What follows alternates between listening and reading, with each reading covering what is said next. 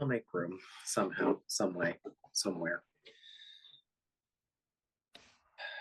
Gemini, do you want to play? No. Okay. You want to play? Oh, I should ask the. Play with guys. I'm not asking the idiots. They're not allowed to play. Decided for them. I mean, she could. Don't limit her. Listen, Luna could play. Stella, I would spend trying to get her to stop eating the dice the entire session. Yeah. That She would be actually like, does change Mother, things. food. Obviously, I eat them. I'm like, please stop.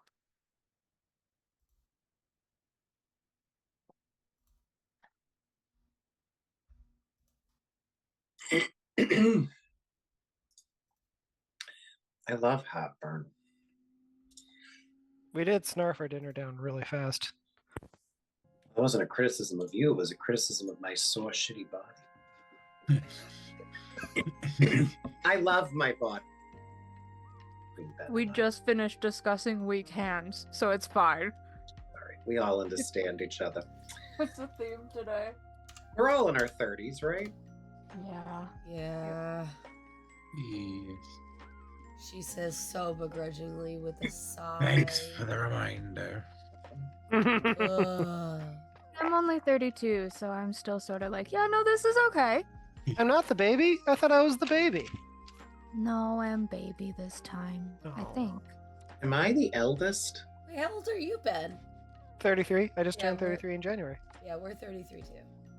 I'll be 30. I'm turning 33 this year. Okay. So we're all basically the same age except for Grandpa Ryan. And baby Sean, who's not. Excuse It's me. baby Sean. Oh, that's true. Sean's the baby. Sean is the baby, but he's so much of a baby, he's not even like in competition. Yeah. That's not even fun. Excuse me. It's the grandmother for the record. Grandmama, it's me, Anastasia. Grandmama, it's me. Second session in a row, we've quoted it. I fucking love it. Oh my god. That and Treasure Planet are my favorite Oh, movie. I love Treasure Planet. That's a good movie. One of our Guys- running jokes in our house, due to my friend Nicole always saying it at work, was, and then I'll kick her, sir. I'll A kick kick her, her, sir. A key cursor. Kick her.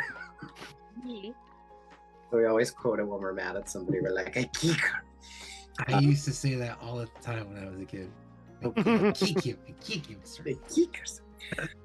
And second of all, 35 is a perfectly acceptable age. And I'll... So, I missed That what you last said at part. the second part there, yeah. I'm 35 and I feel both glorious and also old. Not to be, why am I prefacing this with not to be TMI? It's you people. I found a white chest hair this morning. It's begun. No. At 35? Not 30. white hair. Okay. Oh, I have white That's Oh hair. new to you? no! I was going to say, have I have plenty. I have white hair in my beard right here. If you see me in real life, you will. It looks blonde on camera. But I'm so excited for the day when my hair loses its color because my mother, who is fucking 75, has not enough gray in her hair to stop coloring it. And I'm like, Mom, I have to go gray or white. I need to know. You have to lose your color soon. I can't live to be 75.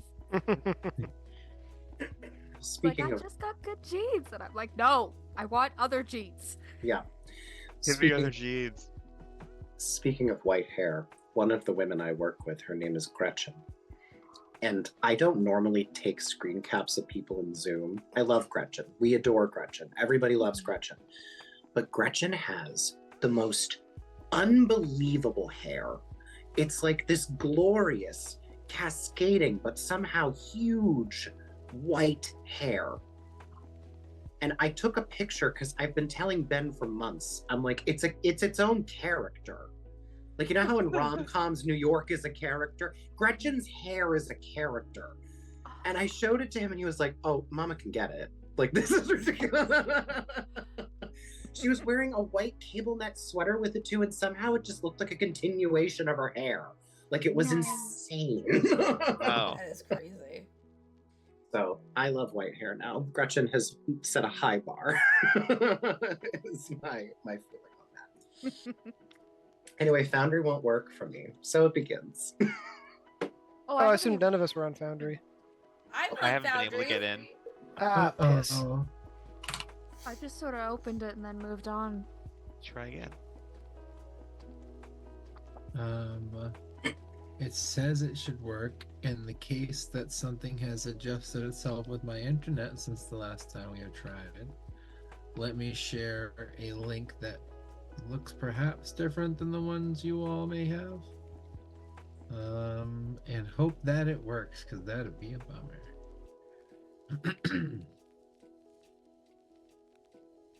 Try that one. Oh, she works. Hang on. How glorious. Huzzah!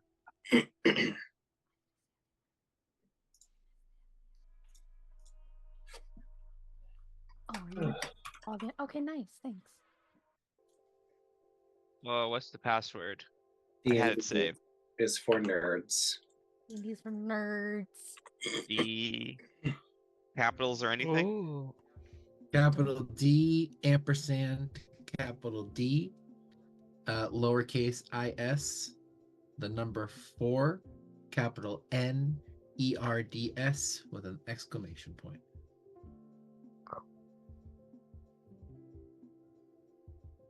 It's corny and very secure.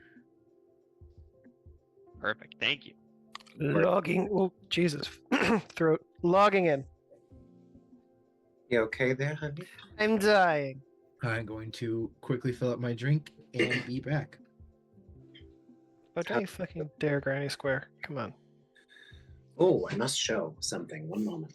It's really not. Ben, you've inspired me. I'm doing a Granny Square taint. Yes! Wait. Yeah, I Hang switched on. the pattern because I didn't want to fail again, so I didn't want to do it again.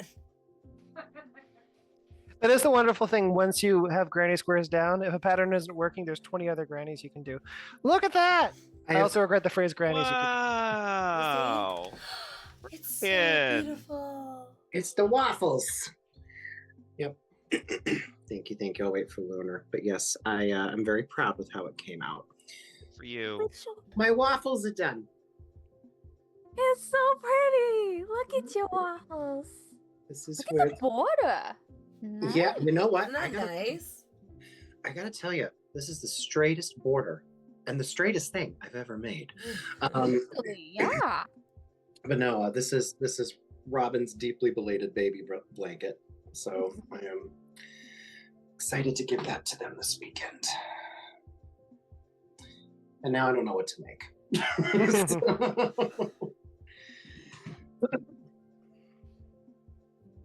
We should make another So- one. Not to raise more technical problems, but I loaded into Foundry and there's just like nothing. Is that what y'all are getting? I'm Where's- on 95%. Hang on. Oh, maybe it's just loading forever. Yeah, I got in, but it took me a bit. Okie dokie. I won't worry then. It also has to make it all the way up here, so, you know. You're the next town over, though. Far That's away. not the same. That's sad. Let me, Jeez, and I thought our postal service was bad.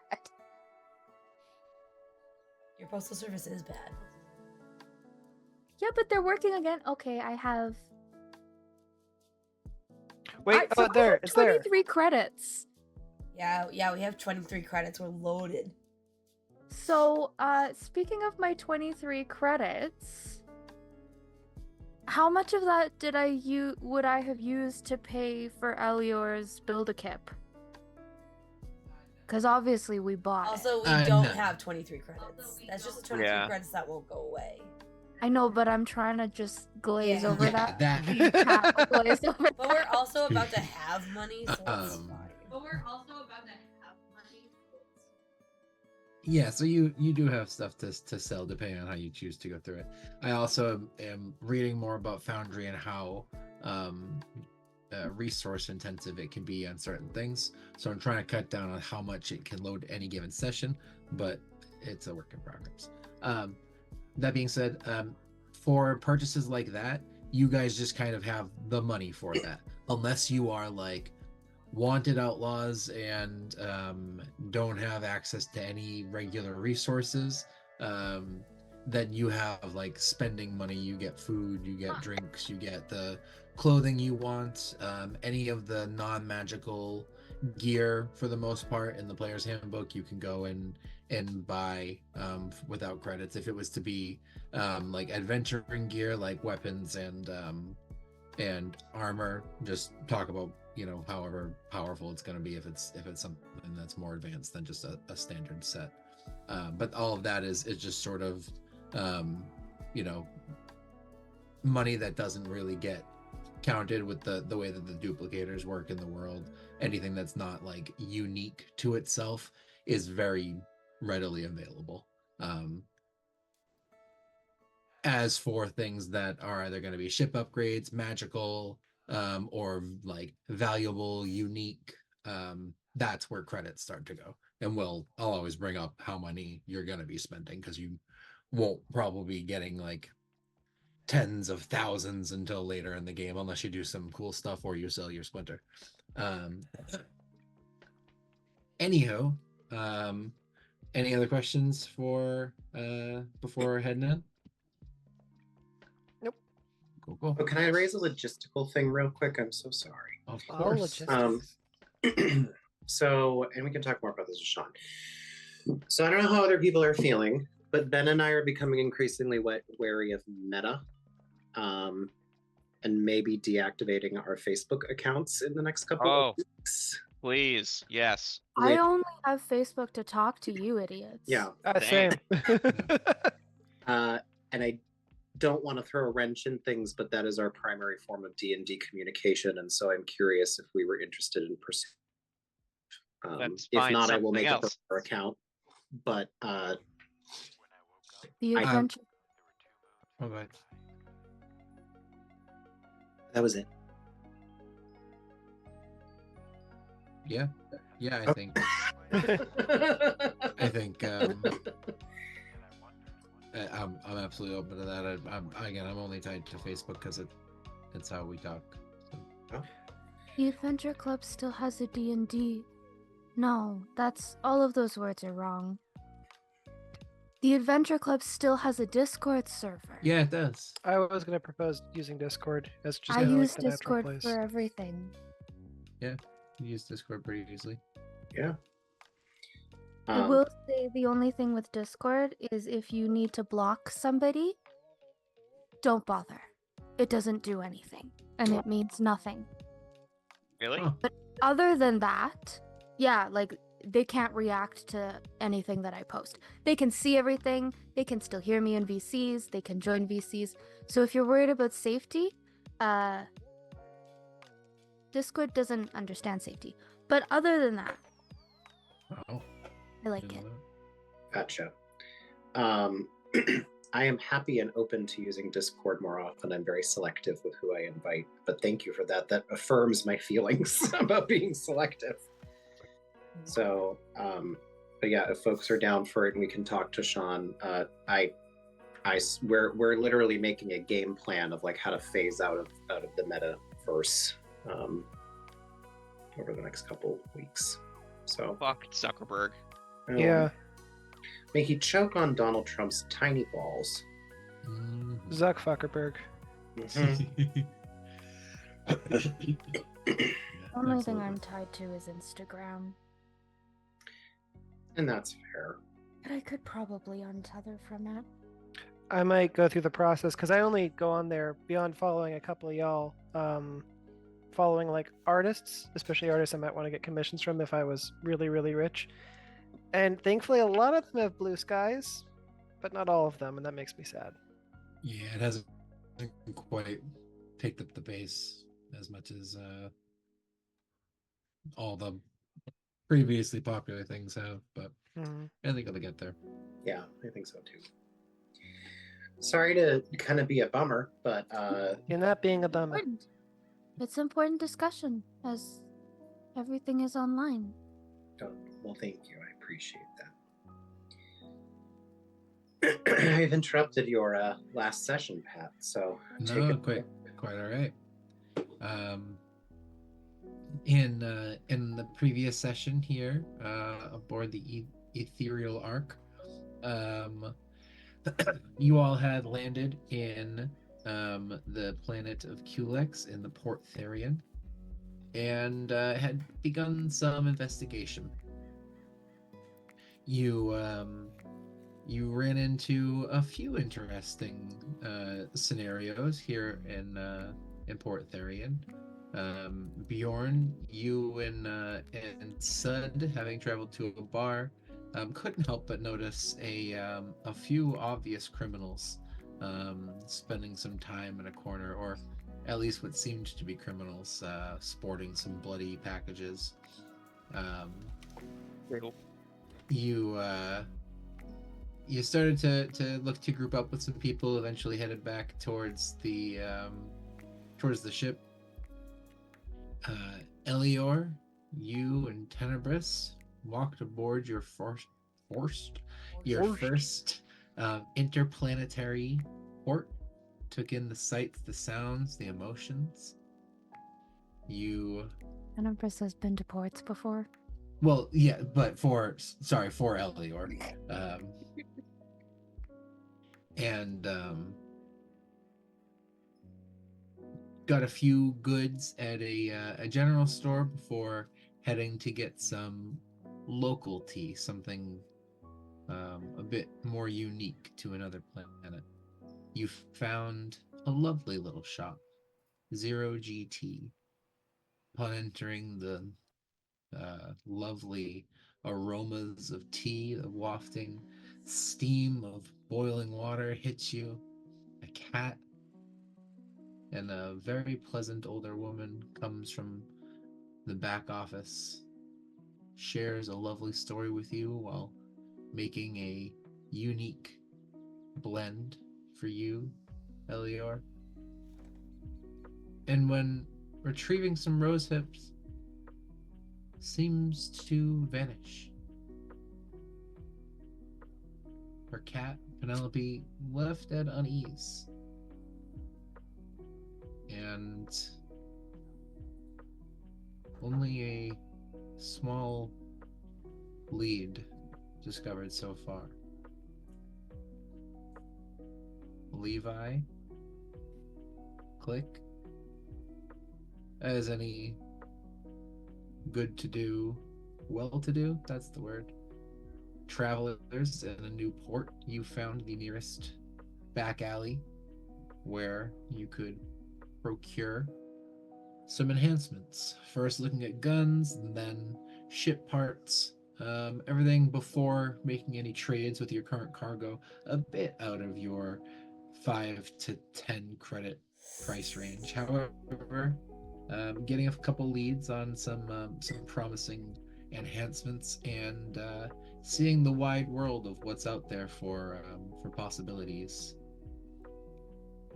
And right about there, we'll say, from your point in landing after waking, a fairly quick jaunt over to this planet, it's probably just about 1 o'clock in the afternoon, we'll say, here in Culex. What would you all like to do? Who'd like to begin? Bjorn back at the ship. Elior, Tenebris, shocked at a tea shop. Levi and Click still in the black market. Didn't pull you out of there in case there was any additional navigating you would like to do.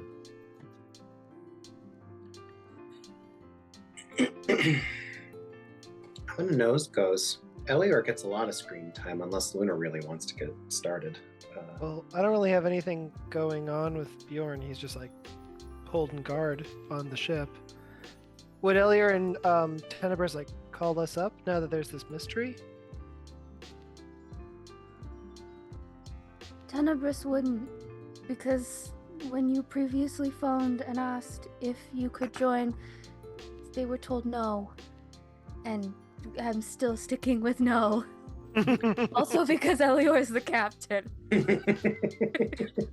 So like, no is no. Sure. Well, did Click and Levi have anything they wanted to do? Because I can at least get us assembled, like Avenger style. You know? Look, was there any other Other than Next, rifling through that guy's Patty trunk Wax. drawer, for any fun little bits and bobs, and looking for Elior's serial comic. Oh, right. Oh yeah, I totally forgot about that until I rewatched the episode. I assume in this universe we have like little pulpy science fiction, well, not science fiction, Absolutely. science fiction world, but like pulpy little like serial novels that Elior has probably gotten most of his spacefaring knowledge out of. So I'm gonna find just like any person that's next to me, like who's walking by. Yeah. You look next to you, and there is a slugor, a large slug man, greenish skin, leaving a bit of a trail behind him. It dries up really quickly, so they allow them in most ports. He's got a hat on, some sunglasses, and he's just sort of slithering by real fast, his whole body kind of vibrating. Can I like grab him like it in such a way where Levi has no aggression towards that action, but it could be possible that this individual sees it as aggression, but he just is looking for help but doesn't do delicate well. Yeah. Hey, you. Where's your artistically tasteful porn? Like, where can we get Make that? This man is asking the important questions. Make a persuasion check. Asking the important questions.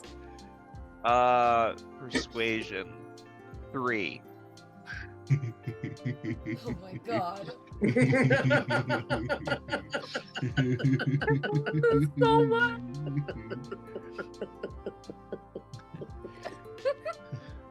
You're one of them freaks from the picture. You stay away from me! And he slithers. Why are you being so? I'm just looking for porn. Why is he being so weird? Click is just gonna be staring at you like. What? That's what Elle wanted, right? They wanted. Yeah, you could just go to a bookstore probably. They probably have Listen, it. like when someone says they want like a serial drama, you really know that they just want some sort of like raunchy narrative, right? Like someone's got to do something real nasty in this book.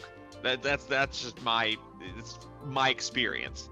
Have we like passed any just like bookstores or? It wouldn't be in this back alley, but if you were to leave this Black market area, bookstores? there are some bookshops or even like a newsstand stall that will probably have the most recent pulp adventure. Cool. We'll head there. Okay. Yeah, you see a place called Zach's Zines, and it's got a bunch of magazines, newspapers. There is some porn here.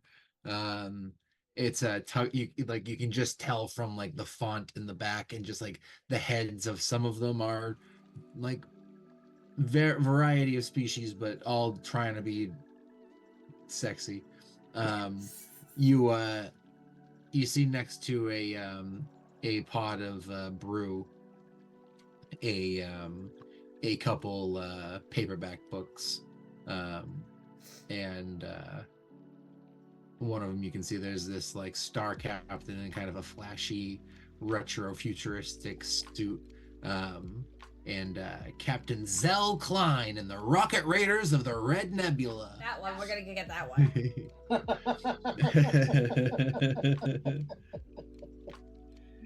I pick it up and show it to one of the workers. I'm like, hey, do they fuck in this? You are so blunt. I love it. You waste no fucking you time. you hold it up and you see Fucking fish. the guy at the stall is a Gaprex, and he looks at it and goes, "Oh, that one of them Zero novels? Nah, they never got around to it. It's implied in some of the books, but the crew's a little family friendly." Right, so like, where is this but wet?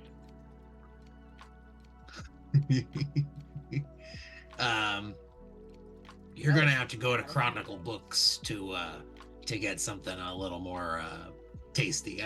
Might be some stories in one of the magazines up here, but I don't know that it's gonna quite give you the plot you're looking for. Oh, Elior likes a good plot, let me tell ya. I don't know. real-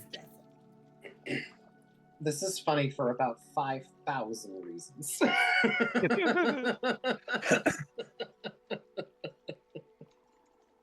Just gonna throw Alright, I feel like we got our mission. We can stay here if you want to get something that is less interesting. I like that sex means interesting to you. We Yeah. are the same. Yeah, no, let's go. Okay, cool. So you're leaving to go to the other location? Yeah, and as we walk out, I say, thanks for giving up your business. Anytime, happy to help a stranger. Abby was so nice. Yeah, jeez.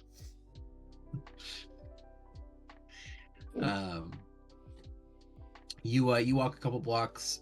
He probably would have given you directions. He's a nice guy. To Chronicle Books. This is a brick and mortar bookshop. Less popular in the galaxy these days, but in this star system, paper is still pretty prevalent. So you guys don't have a lot of issues with that. Walking in, it seems like a pretty normal bookstore. You've got some of your bestsellers up front, some memoirs, local guides, maps. There's a little coffee shop in the corner. It's pretty quiet right now. You are able to find some of the same series that you had just seen. There are 3 or 4 more books with the same character in different poses. And you do spy a section near the back that just says mature. Oh wait, click before we peruse the goods. Do we know like which way L swings? Nope. Like, so we just get like one of everything. Then. Yeah, that sounds great. Click spots the coffee, and then no more words come out. She just like right on over. You're on your own. Sick. All right. And then seemingly 30 seconds later, she comes back with the biggest coffee you've ever seen, which is almost the size of her. And she goes, "Did you know they come in this size?" I'm surprised you can carry it, to be honest. Just love the image of like Click just like waddling with this oversized cup of coffee. All right, where is So- it?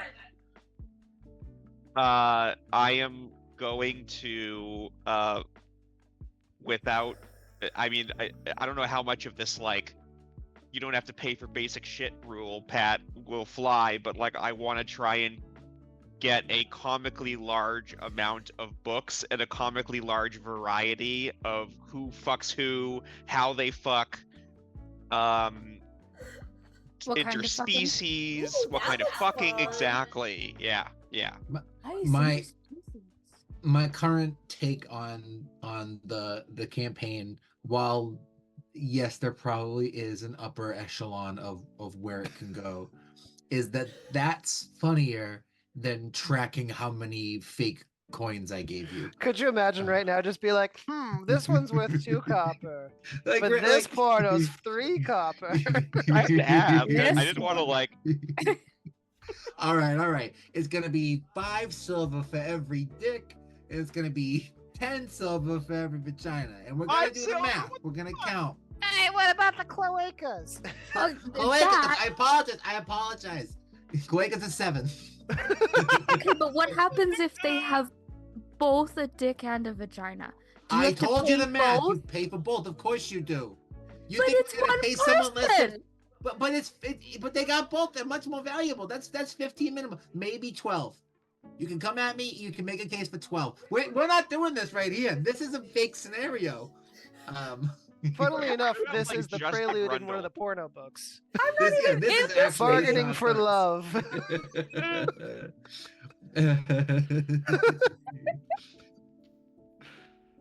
I'll Um, raise you 20 silver. Ooh, I can't afford this porno. Maybe I could pay in another way. My goodness, I have all these books and there's only one shelf.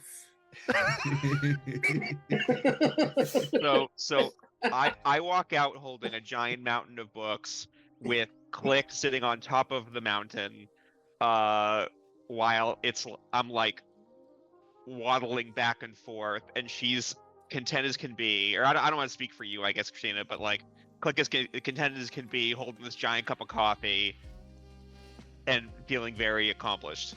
I feel great. I think this was a great. This is one of my favorite places. Carrying these books, I imagine, is a a decent point to move to god damn. This is, Elliot, I have to make flashcards because I'm doing a real piss poor job at remembering the character names in this one.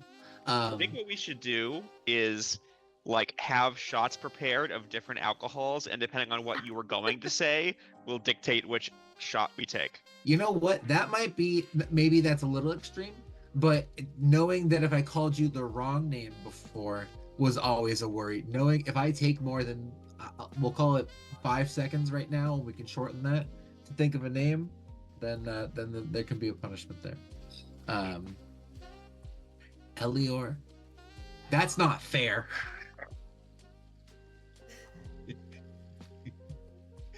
What I missed it. Catch on that Yeah. fast. Took me way too long. So fast. You're Okay. just wow. Elior and Elior,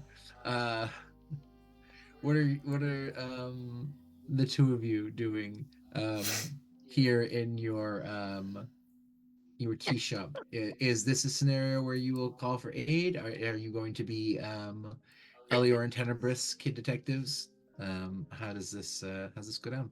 I think before we call for aid, Elior will piece together in the 5 seconds in game, but a week between, that the the shop owner mentioned that the valerian was grown in her garden. I still speak with animals up, so I turn to Penelope and I go, Penelope,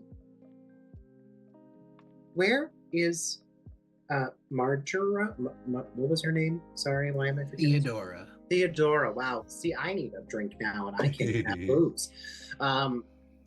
Where's Theodora's garden? It was on the roof. Was? It is. Sorry. She's gone. I'm all thrown off. Object permanence has never been something I'm good at. Ryan doesn't believe you. This is a cat. It's already over Theodora. I'm just kidding. Ryan will, Elior will go, do you mind if we take a quick look at the garden? Of course not. Okay. Elior's going to turn to Tenebris and say, I think I'd like to investigate the garden. Okay. I'll go up the stairs, I guess? Yeah, Penelope will at this kind of hop off the shelf that they were on, and head towards the back. And on the ground, a little tough to see from where you are, we'll go back around here, and we'll lead you towards the back room where Theodora had been previously. Great. In there, it's a very tight office that she's built for herself. There's a desk. There's way too many plants in here. There's a half-drunk cup of tea on her desk, some papers all scattered around, a book half open, and you can see a door just off to the left. There's a couple boxes stacked in front of it, but you see Penelope walk right up to it, and it's right behind this door, up the stairs. Elior's gonna open the door. What book was she reading? So this is technically not the book that she had been reading. The book that's on her desk is a book about capsaicin and capsicums. Different spicy little friends. But out front, she had a different book that she had been reading and made sure that she got a feather to put in. And that one was called The Lunar Queen's Mate. I'm sorry, what you need to spell the last word for me, please?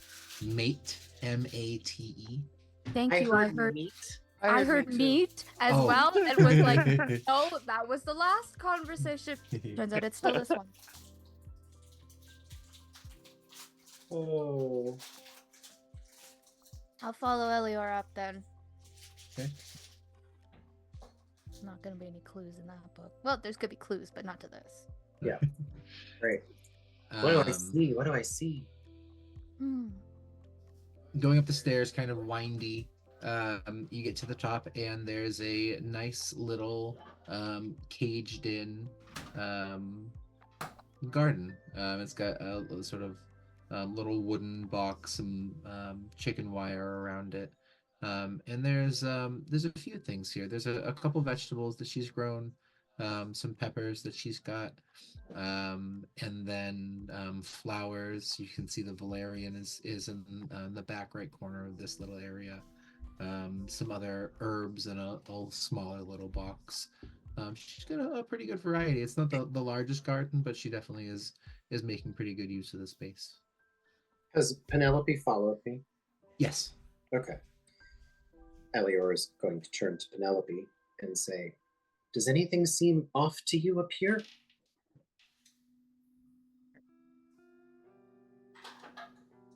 I'm gonna go over and give Penelope a little bit of a scritch and cast guidance. Oh. One moment, please. I'm being accosted by my wife. Should we call someone about that? Guidance. Did you take the vape? I did take the vape. I didn't think she'd come for it that quick. Listen, if you didn't think she was gonna come that quickly, that's a good sign. Why is this our horniest session? Just you, Aben. Wait till I see what you got planned. Oh God. You go over and you give her some scratches, and she'll kind of warm up a little bit. Everything seems normal enough. It's been a day or so since she's come up here. What about the Valerian? She'll hop into the fenced-in area, and we'll walk over to it and kind of start sniffing at it. And again, we'll kind of really seem to get into it, have a hard time. We'll kind of fall on our back and kind of start hitting it, and like all at once we'll kind of get up, shake a little bit, because nope, it's fine. Perfectly serviceable. It's just the bit that she gave you. Well, that's odd. I didn't realize that valerian was similar to catnip. suppose that makes sense. Elior is going to turn to Tenebris and say, I think I've officially hit the point where we need to call in the crew. Do you agree? In the brief moment between Elior asking that and Tenebris answering, can I do a nature check to see if cats normally just fucking love Valerian? Yeah, absolutely.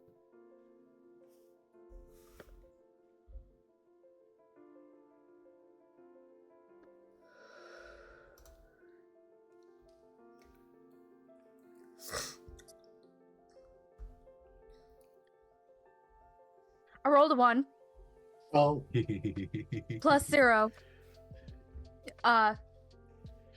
So yeah, it's really fucking great Valerian, I guess. Or I'm Yeah. instantly suspicious of this.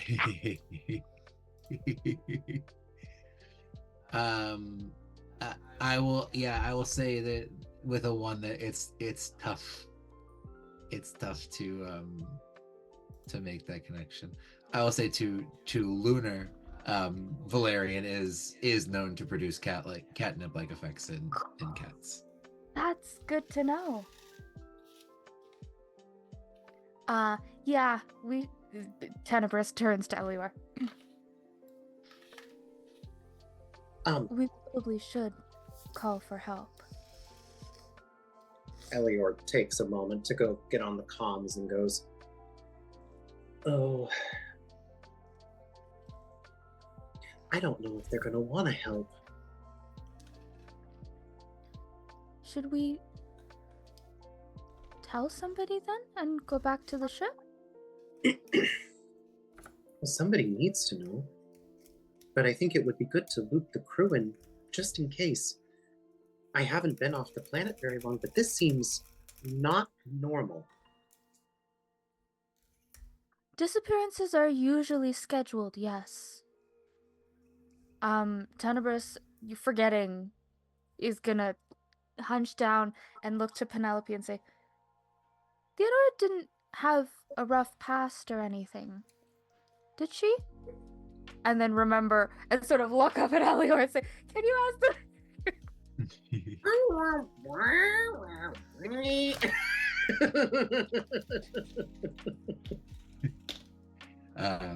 Once understanding, she'll say, well, that's tough to say.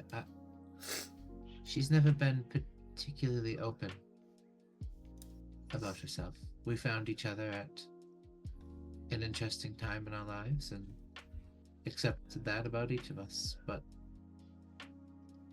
I'd say we're both a little fuzzy on the details about one another. Elior just realized that this cat's kind of fucking sus. Actually, Ryan did. But, can I insight an animal? You absolutely can. Okay. You can talk to an animal. Yeah. 19. Tenebris is almost convinced that Theodora and the cat are the same person. Did I see them both at the same time? Probably. With a 19, Elior can definitely gauge something interesting about this cat. Details are falling into place. The last thing that Theodora was actually telling you was about Penelope. She had said, it's very surprising, but about like 30 years or so back, she had seen Penelope in this very store. It was a fabric store back then, and there's nothing in particular about what this cat has said or done since then that should necessarily point to anything. But I will pass from the meta to in-game. Elior can definitely feel that. I will also say something that I need to remember to do more in interactions like this. You feel almost not a wall. Walls are noticeable when someone blocks you out completely. That's something. But it's almost like there's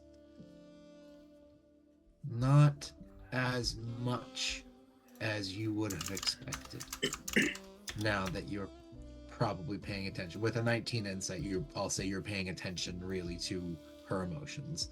They would be stronger in a lot of other beings if their partner had just disappeared. You can feel, you might be a little up and curious of what's happening. She's acting that way, but the feelings are definitely slightly masked. Penelope, before I call my friends over, I'd love to learn more about the fabric store.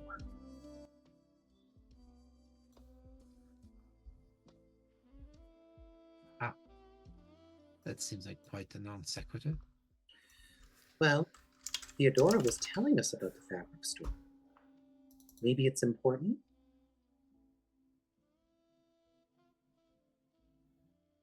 That's certainly possible, I suppose. Nothing of particular note. It was a mediocre store that sold fabrics and different materials. Went out of business a long time back. 30 years ago, right? It would have been roughly around that time. And Eleanor goes from looking kind of like a doe-eyed kid to like, Penelope, we both know that's very old for a cat. What aren't you telling me?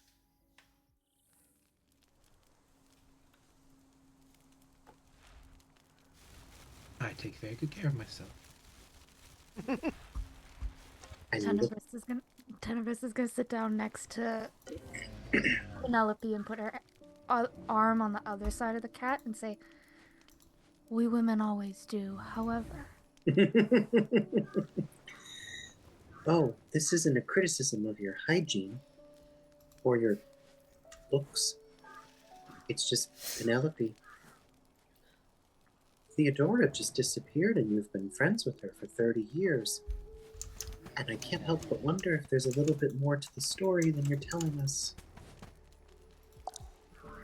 I would like to try to persuade this cat, if that's a possibility.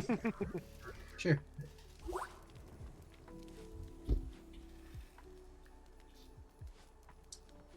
I rolled a 4, which means it's an 18. What the fuck? Bard's gonna bard. Well, remember, if I get below a 10, it's immediately an 18.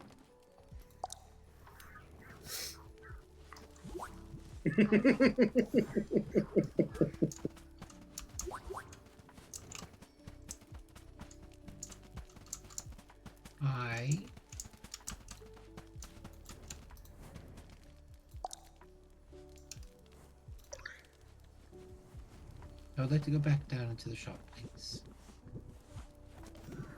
Just stand by the door to the room. She's not leaving my side. Oh, shit. Is she? Is the intention behind that she wants to talk in private? Most likely. Okay. I know that cats don't particularly like being picked up, but do you mind if you stay close to my friend? Tenebris hasn't picked up the cat. We're headed inside, I guess. And there we go. You head down the stairs, in through the office.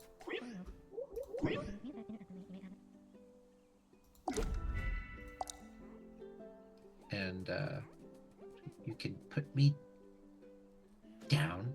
I'm not going anywhere. I know. You want to sit down and go play?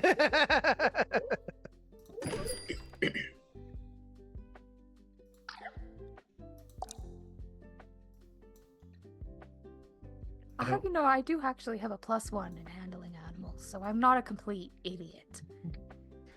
Oh, that's very funny. I have a +2.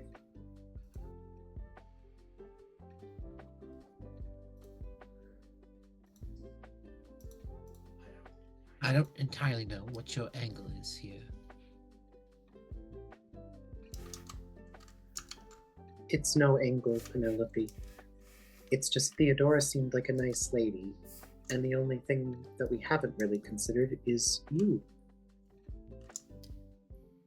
I'm not trying to be mean or accuse you of anything. I think you're lovely and beautiful.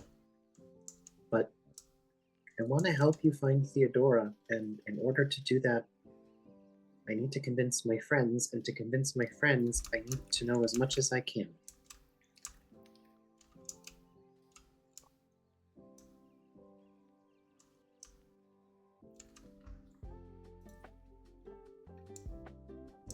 Well, I don't know anything, so...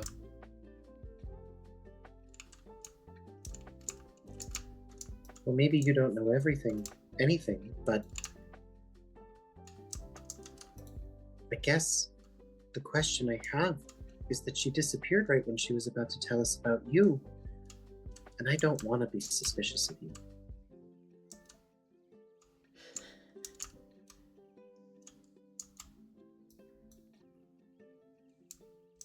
One would say that's not exactly how you would speak to someone you're not suspicious of, now is it? I'm suspicious of you. You're a highly suspicious cat. I don't If you understand. are a cat. I don't understand what business it is of yours, what folks choose to do in their own tea shop. Consider it a free gift of tea. What people do in their own tea shop. No, Penelope, I think you misunderstand. When someone investigates a situation, everybody is suspicious. Even my friend is suspicious. Oh, I'd say so. Elior does not recount that to Tenebris. I'll go. And so, in order to make sure that my friends can trust you, I'd like to know a little more about you.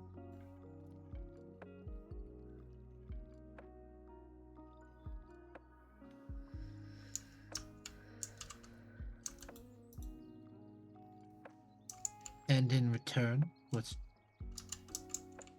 do I receive? Well, I assume you care about Theodora. To a degree, she's serviceable. Very cat. Then Elior stops for a second before he goes any further and says, I have to ask, Theodora, are you part of the Fae? Because if you're making an offer, it's within my right to refuse. It certainly would be.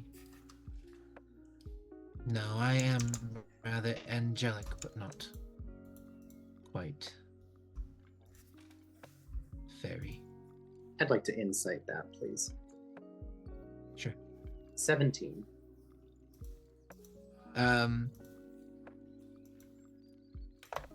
There's twofold in there.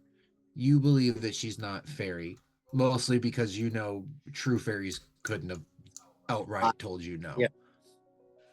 You get the impression she's trying to maybe hint at being a celestial, Okay. but you think that's just her trying to use clever wordplay to lead you astray. But I can safely assume that we are not in a situation where I'm going to get in a contract with a Fae against me. You can be confident in how she responded that this is not a fae. Okay. I'll help you find Theodora. And maybe if you tell me more about yourself, I could think of something even better.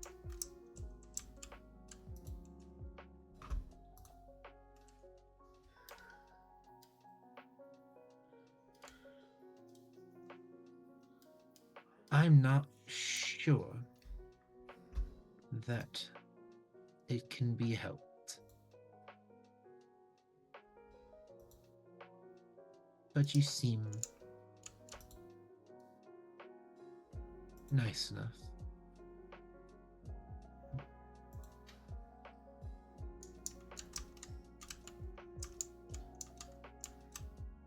Penelope,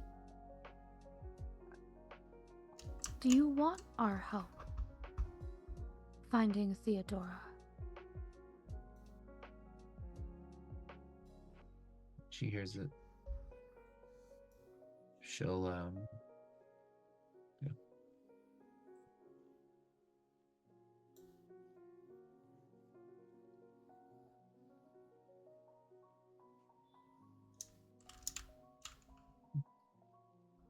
She meets some pretty girls.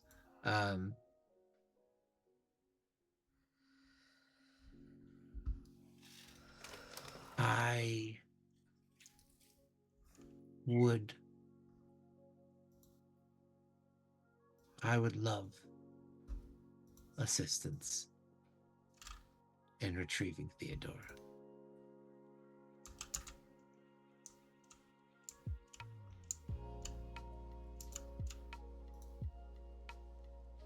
Then we're happy to help. You shouldn't be.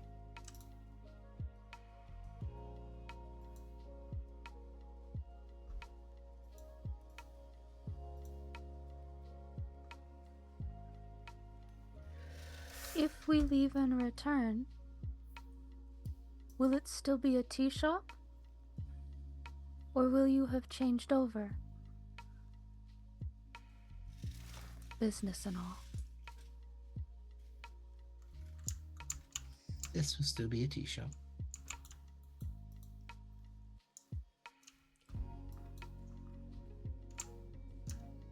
Did Penelope say earlier I shouldn't be happy to help her, or I should be happy to help her? You shouldn't. No, like shouldn't be happy? Not. Yeah, should not. Oh. Excellent. I think we should go and rally the troops then. We'll be back.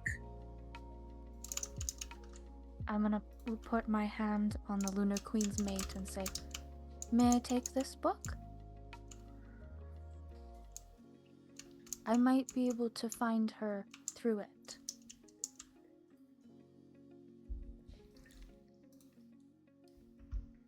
She really considers for a bit.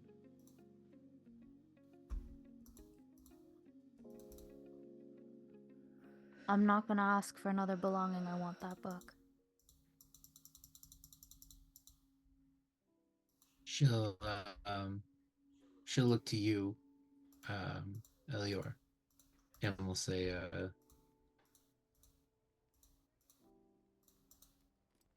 "You two are very curious. She may take the book." He nods. I'll take the book and I'll curtsy. As they are leaving the shop, and if Tenebris will go ahead of Elior, before he shuts the door, he'll look at Penelope and say,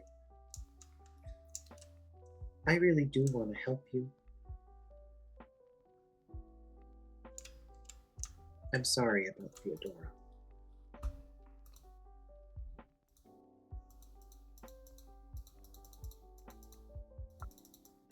Penelope seems to kind of consider for a second.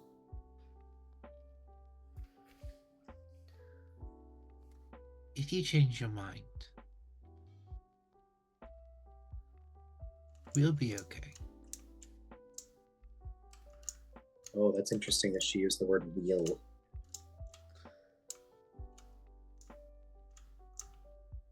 things haven't been going right for the last while. I'd like one thing to go right.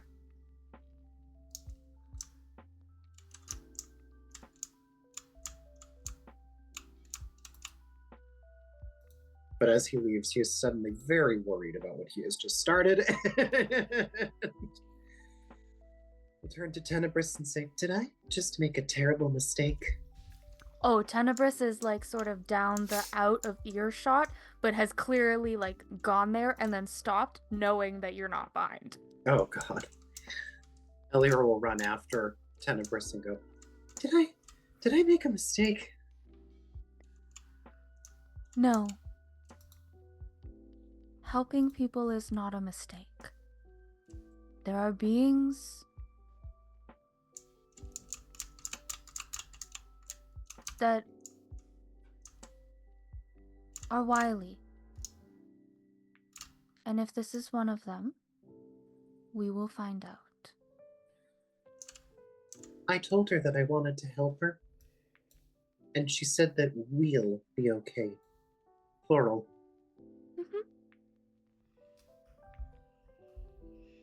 Her There's- and Theodora. And any Mhm. others. There is something very curious about this tea shop, and I'm going to have a hell of a time convincing Bjorn. Elior's going to get on the comms and say, crew, if you could please assemble back at the ship, I might have a lead on something. One step ahead of you, Captain. Boy, do we have tons of shit for you to read. Oh, thank goodness. I was really worried that I wasn't going to get the next edition of Captain Roy's Adventure Through the Milky Way. I think you're going to be mighty pleased. Oh, good. He turns to Tenebris. He has a cookie ship. It's delightful. Cookie ship? Oh. But would that not be eaten by the enemies he fights? And they like innocently discuss his innocent book. Yeah, Tenebris make no double entendres because they're not that person. Elior sincerely explains that the ship reconstitutes as soon as you eat it, making it a sustainable eating source. However, while it is marketed for children and young adults, it contains some surprisingly dark and complex themes.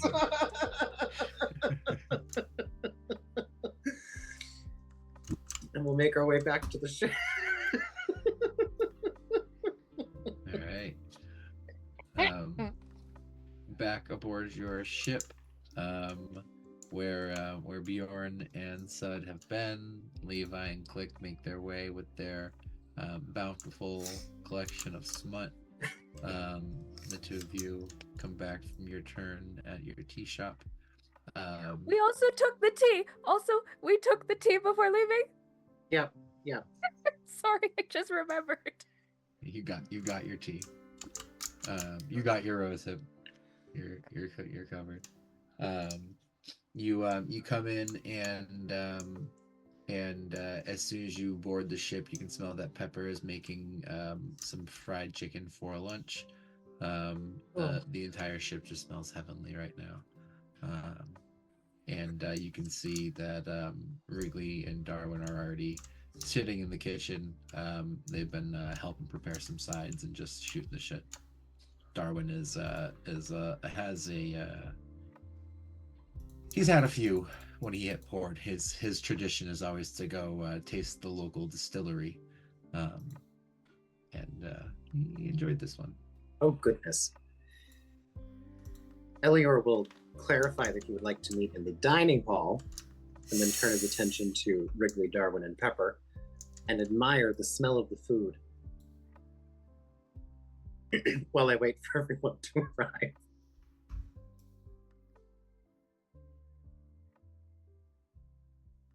Where should we put all the books, Christina? No, you have to bring them. Maybe we should leave him in Elior's in his quarters. Okay, well, Unless we're can't- running late, then we'll just go right to the dining hall with all the books and my coffee. gives a fuck if we're late. Just I can't fucking see, so like just tell me when to drop them. Okay? Left.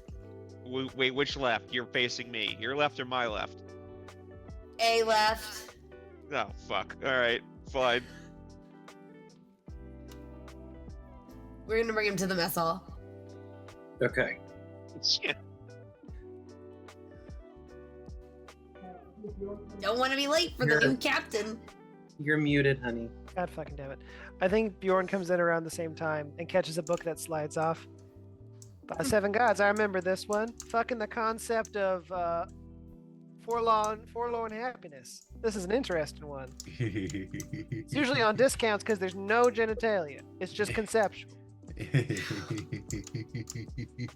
Wait, but there's fucking in this, right? Did we just get duped? Oh yeah, the concept of forlorn happiness meets with the idea of idealistic joy, and they're joined together in ways that left me with a migraine for 2 days after. Tenebris is You- very eavesdropping on this entire conversation. I think Elior sees the stack of books, overhears this, and you just see him go pale and go, "Oh, I see you found some reading material for yourself." Oh no, this is for you, Captain. Listen, I know. You don't feel bad. It's totally fine. Like I know when people say, "I want a serial drama" or whatever it is they say. You know, they just want something to get their rocks off to. So listen. Don't be ashamed. Like it's okay. You see Elior very daintily pick up one of the books that somehow has a centerfold in it, and he goes, "Oh my, I didn't know Cloaca could do that." And we was going to move it back up. You're welcome. This was very thoughtful of you. Thank you so much. I have coffee. Your copy of Alien Heat taken by the warrior starts vibrating slightly. Elior just drops them. heat. I'm sure I'll find the perfect place to put these literary masterpieces. I bet you will, you spicy dog. That makes Smack the Elior... alien heat on the Yeah. desk to get it to stop vibrating real quick. Elior looks visibly uncomfortable when you say that. And then goes, well, I've gathered you all today because I think I might have a job. Well, job's a strong word because that implies pay. But I think we have a very goodwill mission that we could accomplish that could yield really good things. Like money? Like money. There's a tea shop. It's called, insert the name here because Ryan's forgetting. Zero G. What was that? Zero G. Theurgy, thank you. Called Theurgy. And we met a lovely older woman by the name of Theodora and her... Wait, it's called the orgy? It's called already zero G. 0G. I heard the Oh, orgy. fuck. I I said- like the orgy. Let's go there. I think No. Elior's so flustered by the smut novels that he just says the orgy. I mean, zero gravity.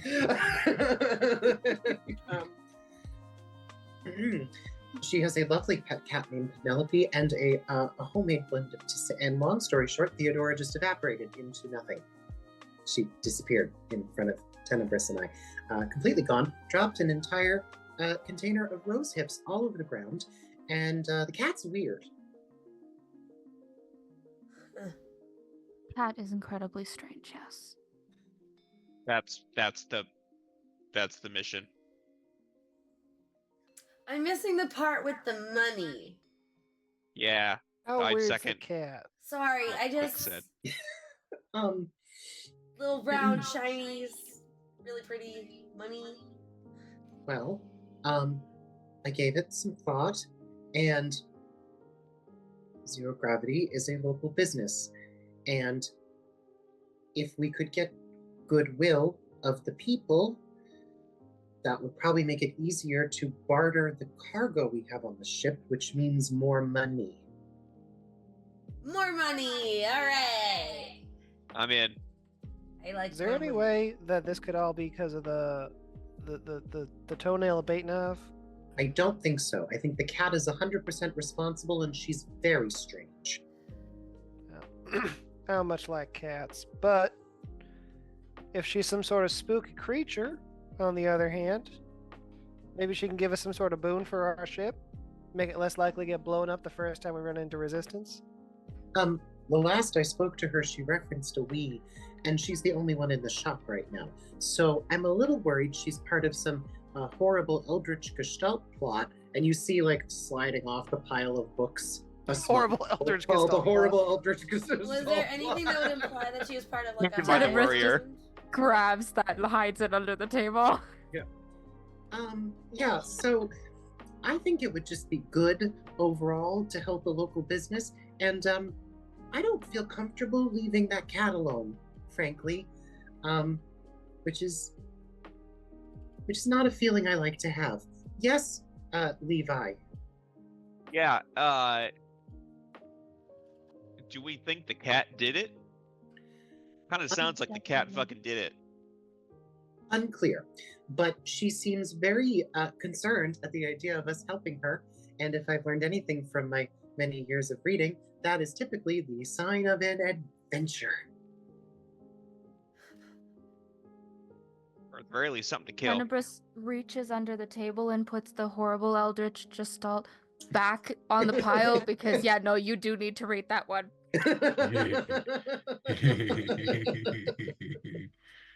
Well, something's going on in this port because the bar that Suds and I were at, there was some sketchy characters there too. Maybe it's connected. They'd stolen something, I think. There were sketchy What they- characters where we went to, but we specifically sought them out, so that made sense. I was just trying to get a drink. What were they carrying, Bjorn? I didn't see except it was a big bag and it was bloody. Oh, that's How long was the bag? How long was the bag? How long was the bag, Pat? It was probably 1.5 feet long. It wasn't long enough to keep the 2.5 to 3 foot long rolls of parchment that were sticking out of it within. Oh, I Or want to like be a- clear. It wasn't like a person in there. It was parchment. But they'd bloodied someone to get it. And then another bag looked like it was kind of lumpy with something. Actually, now that I think about it, the other bag was lumpy, but it was kind of small. So, like, Small? I have folded people to make them quite small. oh, the classic fold. No. I know what it Fucking means. when badass. yeah, it wasn't like that. It was too bumpy. Oh, I see. Oh, great. This all sounds wonderful. I say we start with the cat and then we... Yes, Levi. So, like,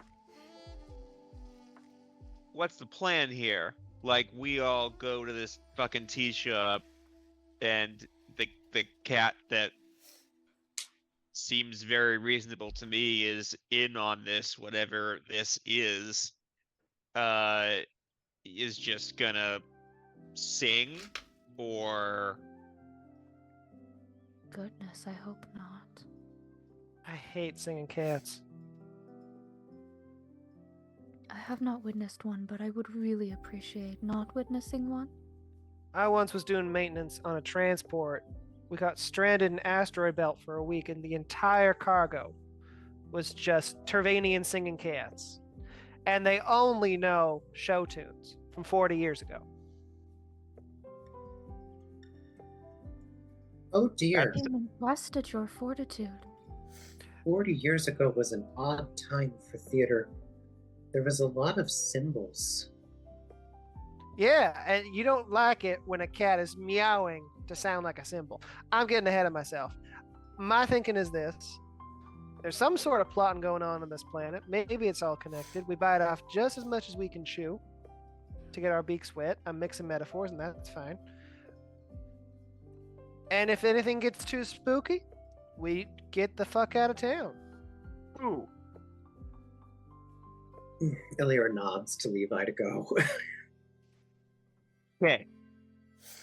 So, we get the smart people to talk to the magic cat that's not a cat. We get the tough people to fucking shake down these potential thieves and see if they're connected. And Point what of do order. I do? You are one of the smart people. And point of order, and you're very strong. But point of order, I am not splitting the crew again. I don't know what's going on with the cat. She could contain a whole eldritch gestalt. And I need people with skills. And these murderers might be very persuadable. I say we stick together, but we should pick one to start with. And frankly, blood is concerning, and the cat said she'll be fine. So why don't we start with the bloody bag?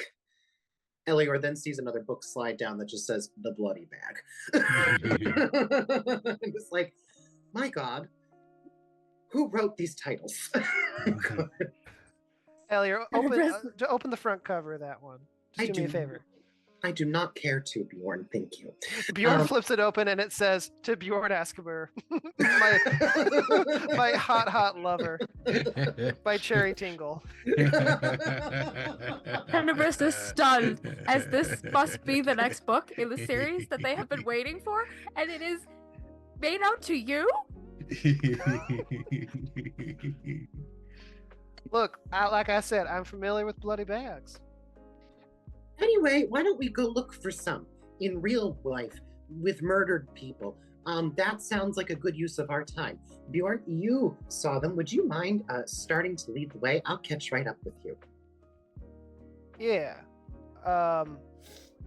I'd be happy to.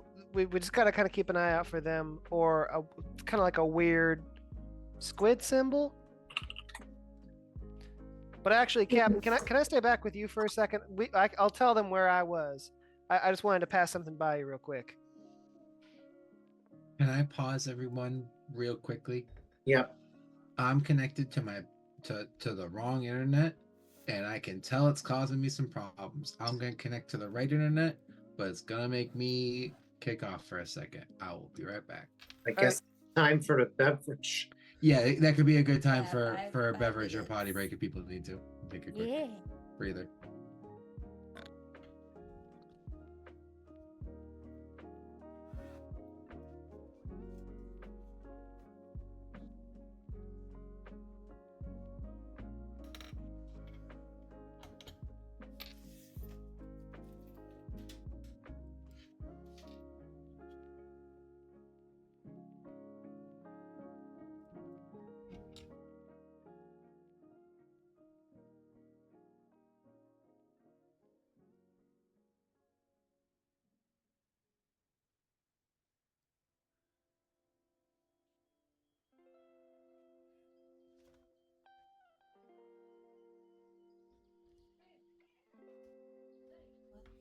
What thing?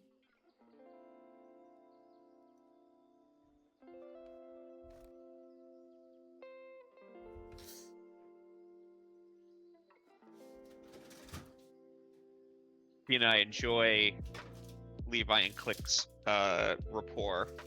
Me too. I'm glad they get along. Yeah. I feel like they could have butt heads really easily. But Yeah, Spike helped. Spike helped, and I see them being very similar in a way. Yeah. Thanks.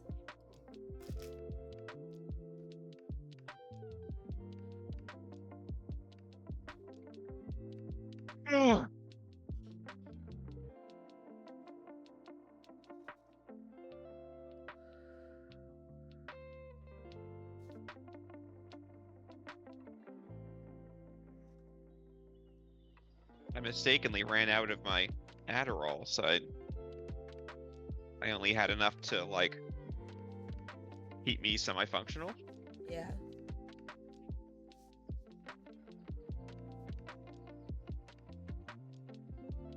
Hopefully it gets delivered soon. Have problems getting Adderall?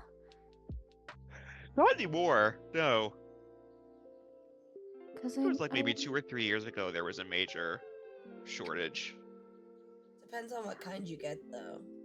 Yeah, there's still problems depending, like, if you get extended versus instant. Short release, yeah. A lot of shortages still, I think, in the instant ones. Yeah, you should check your messages, by the way. Oh boy.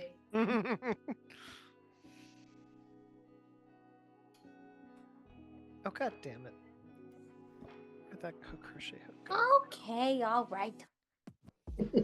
It is a pig. Look at the pig. It's Everyone a pig. look at it. Alright? You. She wanted to join, and now she's like, "Mom, put me down!" Ah!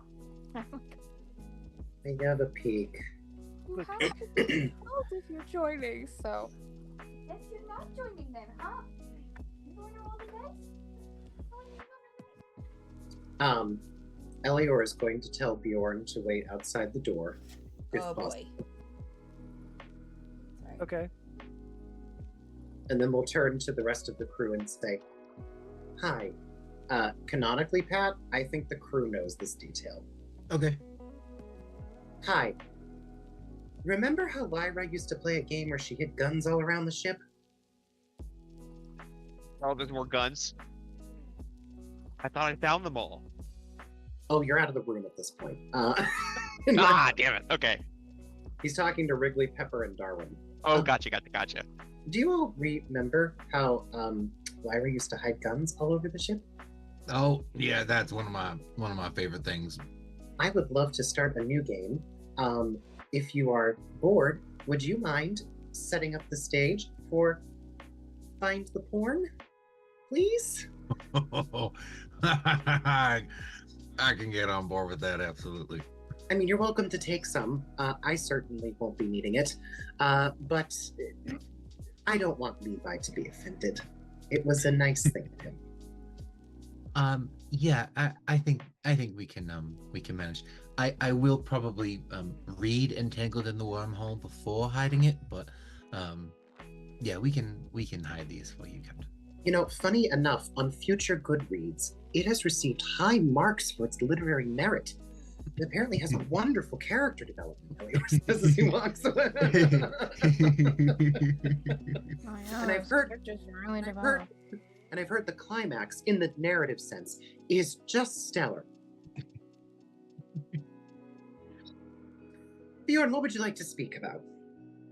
Oh yeah, two things real quick, Captain. One is, this is just you and me, right now. Yep. My hackles are a bit up about this whole Eldritch Cat situation. Have you dealt with abominations of an Eldritch variety before? Yes, he has. He went to a tea shop with one. Not counting Spooky McEldritch Blast. Elior is going to look at Bjorn. He's looking like he's about to really lose his composure this entire conversation, and just goes, "Bjorn, I think we very well both know the answer to that." I think what you're doing is good. I've been to planets before. They're left in the hands of, what others would call demigods. Others would call horrifying monstrosities beyond space. If this cat is some sort of eldritch abomination, it is critical that we destroy it. I have had brushes with these things before, and what it can seem innocent at first can be truly quite dangerous. So I just want us to be prepared when we see the cat again. Use your empathy powers sparingly. You might be extra sensitive to whatever's going on in there. That's the funny thing, Bjorn. Not. The cat's blunting its feelings. It's not a full wall, but something about it is shifty. That's just cats. But this is extra shifty, especially when your friend of 30 years just disappeared. Did I mention that the cat was 30 years old? That's new to me, and I've seen a lot of shit. I know. You have a book dedicated to you called The Bloody Bag. Yeah, that was some good times. All I'm to say is, I've seen very capable warriors go into settings where they think they can handle an Eldritch Abomination, and they are surprised. So, if this is something of that variety, I just want us to be prepared. Okay. Noted. All right. Well, Much for your input, Bjorn. yeah, I got the sense when we went in there that you thought I was going to be against a mission like this. But if there's something this bad, it needs killing. And if it ain't that bad, well, doesn't hurt to spread a little goodwill here and there as long as the money flows in. Luna, are you talking? I think you're muted. I am. I'm yelling at the Stella pig, who is still convinced she's gonna play. I imagine we're Aaron Sorkin walking as this conversation's happening. Yeah. And I go, Bjorn, I need to level with you. It's not that I thought you'd be against the idea. I knew you would be against the idea. But then you weren't against the idea. And that's the trouble with you. You have a lot of music.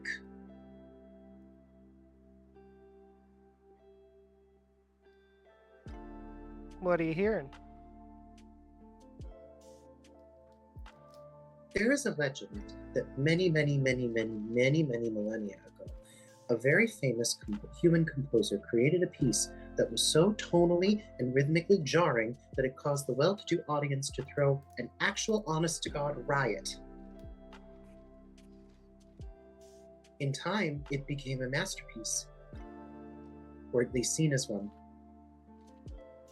And that is the kind of feeling I get when I listen to you. I don't know if I should take that as a compliment or an insult. Neither. It's just I've never dealt with someone with music like this before, and it makes it very difficult to know precisely what you think of me, and if I'm being honest, I don't think you care for me very much. Don't care for you. Oh, the whole shit over the whole empathy thing. That?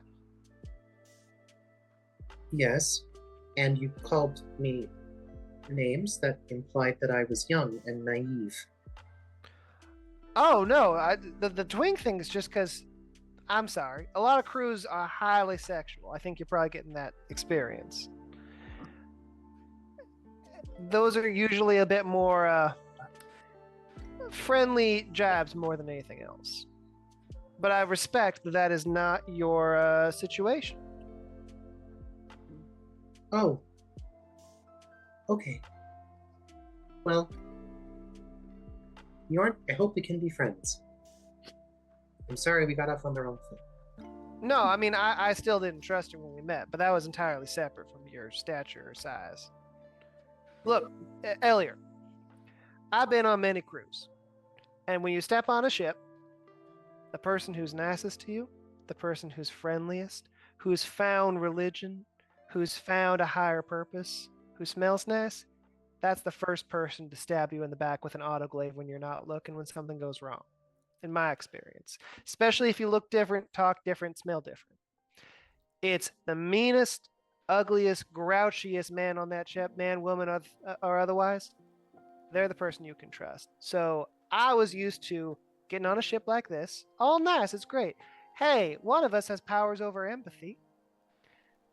And then before you know it, I'm being told I'm having certain feelings that are dangerous to the crew. I'm told that I don't fit in. I'm told that I should probably be shoved out on an airlock. No. But I've seen you in action so far. I know this is new for you, but so far you're playing a very good game. And you don't seem to be playing a game that fucks over anyone on this crew. Oh. It's an unfortunate truth. Empaths have that sort of reputation. And that's not fair. And I feel bad for what I said. But Elliot, if we get to know each other better, I think you'll come to understand that I've tussled with things that got into my head. And it's not a very pleasant experience. And sometimes it's hard to separate empaths from, well, horrible eldritch abominations ripping into your brain. Noted. But just in the same way that I've been misread by group, it's not right for me to just misread you and assume that you're like all the other empaths I've met. Well, we can thank that. We thank my mom for that. She raised me right. Okay, let's go find out what's going on with that bloody bag, and then go figure out an eldritch cat. Right. One more thing. And Bjorn will hold up 2 books. One will be called Bastards in the Bayou, and one will be called Bad Things on the Boardwalk. The first one has like the cover of like a very noir pulp mystery, and the other one has kind of more of a Nancy Drew vibe. Doesn't take an empath to realize that maybe you were looking for something a little less fleshy. Elior picks these up. These are rare collector's items, Bjorn. Yeah, I was on a ship where I was promised a good amount of gold, or credits rather, but that couldn't be on offer by the end of the mission, so the captain parted with these books. I will treat them with respect and dignity. Just don't bend the pages. Get a bookmark, use something. But yeah, one of these is more youth friendly. I haven't read the whole thing, and then the other one it's mostly about the mystery, about who killed the Countess, less so, Oh, the book is rare, and fans are very keen on not revealing the murderer. It's created a whole discourse, and Elior will just start talking as we walk toward the crowd. All right, we're looking for a bloody bag. Okay. And now we've initiated a new game. Find the porn. All right. You all are. Everyone is leaving the ship to go investigate that potential crime that Bjorn investigated initially. Yeah. Tenebris would like to. Oh, fuck. Fuck it. Tenebris is gonna leave the Lunar Queen's mate in whatever cabin is theirs, Okay. and then race to be on time. But I'm not taking it with me. And then the rest of the old crew is staying back to guard the ship and do whatever, right? Like Wrigley and Darwin and stuff. Yeah. So for general like expectancy for most of the campaign, unless something happens to them or the ship is actively like under attack and they are hurt. Yeah, Pepper, Wrigley, and Darwin stay with the ship pretty much exclusively. So you can know that is being watched, but also all of you can go and do something. That's good. Because that is something that I, and as an element of Bjorn, was constantly like, who's watching the ship with the super valuable god object? Yeah, they're watching the ship, and while Darwin is capable as a medic, isn't a field medic, so needs time to help you heal your body back, isn't going to be able to help you if shit goes down in the middle of an alley. Gotcha. All right, you all start heading out on the port, past the ship. I'll say just for ease of use, Sud will probably stay with the ship unless you are still out by the time we get back, in which case Sud was on someone's shoulders and didn't get hurt. Unless one of you would like to play as Sud and make sure that presence is here, but I don't personally know super how well a blood hunter or how a blood hunter operates, so I'm gonna need to take his lead. As you move through the port, everybody go ahead and make me a perception check. Wonderful. 15. Natural. Oh. 8. I doubled it, so it's a 6. With a -1, I got an 18. Ooh. All right. Oh, All dear. right. Damn, you looking good? You doing good look today? It I occurred do to good me- look. You give a good look. Hey, you're good looking. It occurred to me, by the Hey, way, good looking. Good looking. we are Oh, yeah, we are a Wisdom Low crew, which I'm so excited about. It's gonna be hilarious. I have the proficiency in Mhm. perception. Oh, thank you. So, as you begin walking through the port, the container yard here, Bjorn, Levi, you get some sharp eyes. Something seems a little bit off. As you're rounding the corner, coming up on the top right area, you know your probable first kind of plan is to maybe scout the same area that you'd left earlier, heading in that direction. The main bridge to get over this river, and you both notice that there's not a lot of people around here. Things are kind of quiet. And in that quiet, you, Levi, hear another noise, a sort of creaking cable, and a twang. Something far but high-pitched. Ting. Not quite going, but you're able to discern above you. There is a precarious container being held with a crane that doesn't seem to actively have an operator right now. Instead of being held in one of the safe zones in the specific areas where containers are marked to be, you can see this is hovering right kind of above where your walkway would be. Bjorn, you catch this too. Looking about, kind of trying to spot anything. You can tell it is odd. This area has kind of seemingly been cleared. You can tell Levi with a quick look. There is a very thin cord that runs from the wall to your right all the way across to a bar right next to the river. Very low, some sort of tripwire. And while you can't see the exact mechanism, you can put 1 and 2 together pretty easily and tell that some sort of trap has been laid here to seemingly drop a container on a person to walk past. So I'll do I'll do the soccer mom move, but because it's a large group, you'll see a big stretched out black symbiotic hands just extend out. Wait. Oh, I see it. Yeah. Bjorn, you got something for that? Yeah, you want me just to snap it right now? I mean, how far away is it from us, Pat? The tripwire is probably about less than 10 feet away from you.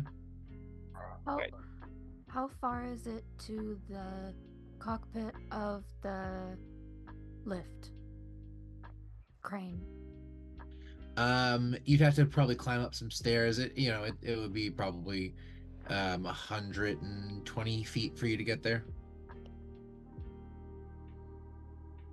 But you guys aren't actively in initiative right now or anything, so that would take 20, 30 seconds. So Levi will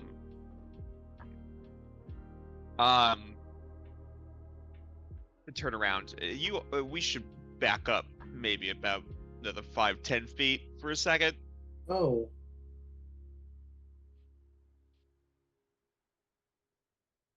What do we think is in that container? It seems like a very bad place to put a container. Someone could get hurt. You can Yeah, tell that's the idea. Yeah, I It's think not- that's the point, bud. But who would want to hurt us? There's nobody that. Oh, no.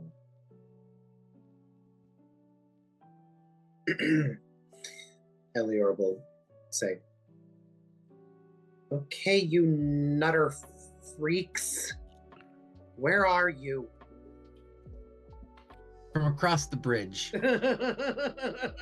you see poking out from two poles, one sort of chunky, one kind of lean kobold poke their heads out, and while one does it pretty quickly, the other goes, "Funk, what are you doing?" And the other goes, "Damn fucking what? You don't pay for the shit you did to Rex." Wait, these guys? Yeah. Apparently. I really don't want to hurt them. But they're not going to leave us alone unless we do. Sorry. I really want to be hurt, though, Els. You know? Am I Keep coming to back for recognize these more. people? This might have been from a session that you were not It was. present in. Tenebris is also just sassy. Yeah, gotcha. Okay. Sorry, I should have specified that. Yeah, just sassing. Would it make you feel better if we cut the cord now or later? He stands up to full height. He goes, "You've spotted our trap. Good job. Anyone with eyes could have. It was a diversion For what? for our entrance."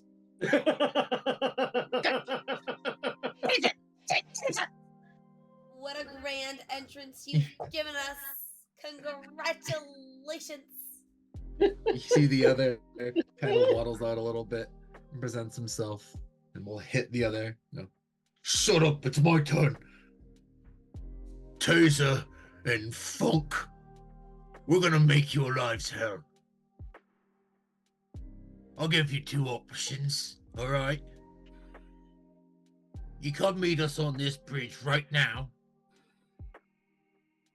or you just walk on into that trap right there and you end it for yourselves and make it easy for all of us. Yeah, make it easy for all of us." Elior just looks at them with a look between, like, he has to be intimidating and also they're so pitiful. Like, they're just so sad.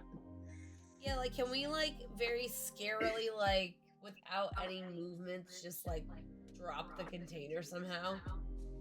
Yeah, I'd love it if at this Yeah. moment Bjorn's like, "This is fucking stupid," and just takes a shot. Yeah, or, like, Spike, like, just, like, cuts the, like, takes slow, just, like, real quick. Can I just Eldritch Blast the? What if we basic- all got impatient red at the same moment, like you, me, and Spike, Yeah. I did Could that. we actually all get impatient at the same all moment? without looking or coordinating, just all three of us at the same time? We're like, wham! Elior does not, but Elior goes to go. And as he's about to say something, that's where it goes. All right, I love it. What do the rest of you do in that moment? So Bjorn would be. You said how far away was this again? So you are 70 feet away, realistically 60 feet away. You can Okay. have some movement. Well, to move a little bit, you would have to interact with the tripwire, which is about 5 feet in front of you right now. So since this is just flavor, can I do something that's technically only a 60-foot? Bjorn summons a flaming dagger seemingly out of nowhere in his hand. It kind of glows with this red crystalline energy, and he just like boom, chucks it. Fuck yeah. Go ahead and or I guess before we'll figure anything out. So that's what Bjorn's doing. Tenebris, what are you doing? I'm gonna Eldritch Blast the big man. Oh, you're shooting the people. I thought we were all just hitting the tripwire. Yeah. Well, no, because I'm gonna Eldritch Blast him. And hopefully, if I hit him, I'm gonna pull him 10 feet closer to me and he's gonna trip and fall. Real embarrassing. That's what I'm hoping for. What a girl. Going emotional damage, not Click. physical damage. Click.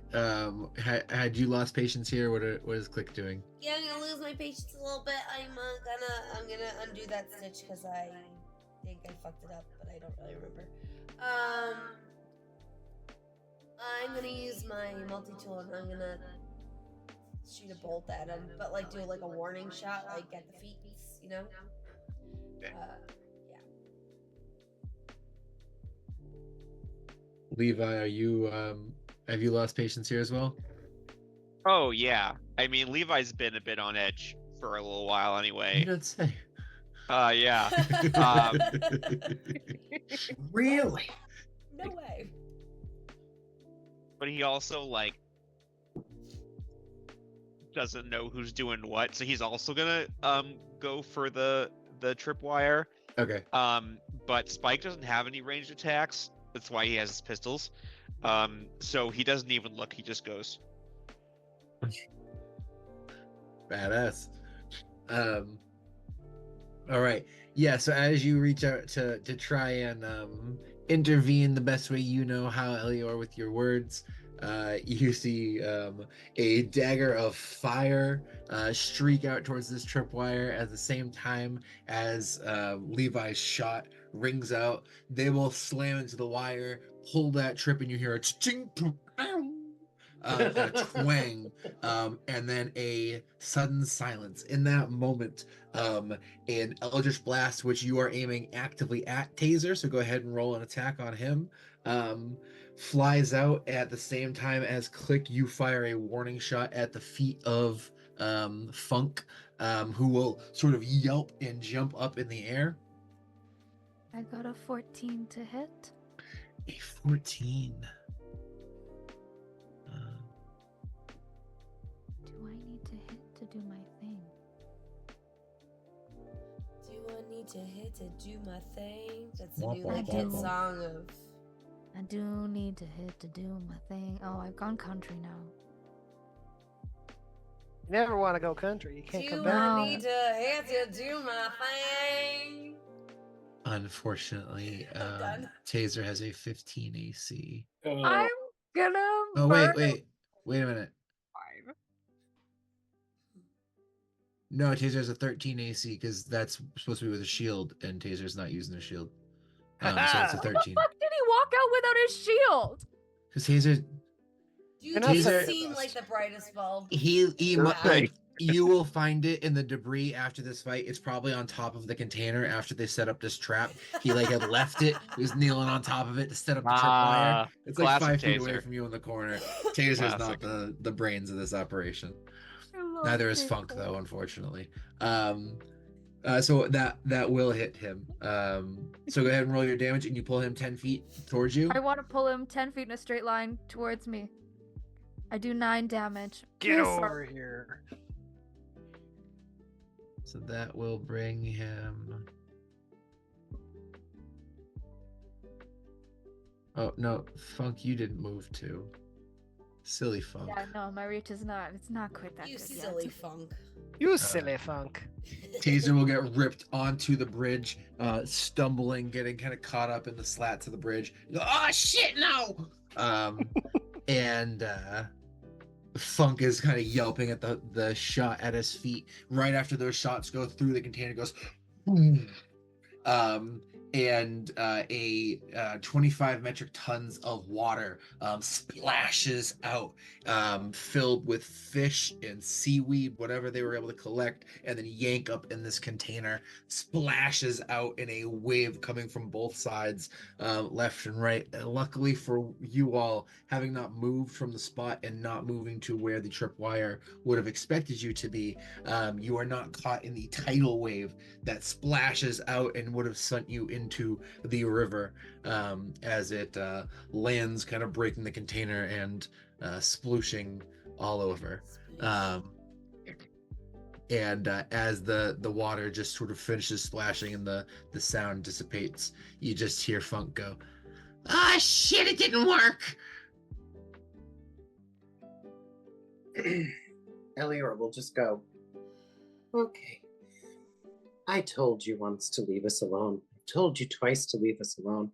I've told you 3 times to leave us alone. And he just sort of stops and he goes, I'm not talking our way out of this, am I? No, I sir. don't think so, Captain. Okay. He goes, 3 strikes, you're out. And that's his cue for the party to attack. We attack for the first Right. time. Combat! Everybody go ahead and roll Combat. initiative. Wombat Hey! combat. Woo! Hey Pat, how does my gun work? Your gun, if you have a gun, I have a it- multi-tool that you made for me, but you didn't tell me how it That- works. that's not a gun. I am make the multi-tool isn't a gun. Oh well, it's a bolt thrower, and I'm gonna shoot bolts. How does it work? Okay. Okay. If it's a bolt thrower, then it is a crossbow. You have a light crossbow. Okay. You use that, and it is flavored like a lovely energy Love you, bolt thank you very thrower. much. I love you too. That isn't your multi-tool though. That's a tool. That unless you want to flavor it to shoot stuff too, you're more than welcome to. Deal. You're the I tech. would like to do that. But that is not its initial intention. You will have to modify that. Ah. 7. 7. Elio got 7. 13. Bjorn. 22. Woo! Whoa! Thanks for saying we can attack. Levi. Natural 20 with a 24. Damn. Excellent. And Cleek. I got 4. 4. Okay. I doubt that we will see And I a go really slow. beat here, but that is a 2 for Taser. I guess a 4 for Taser, and a 15 for Funk. So you all will be going first. So,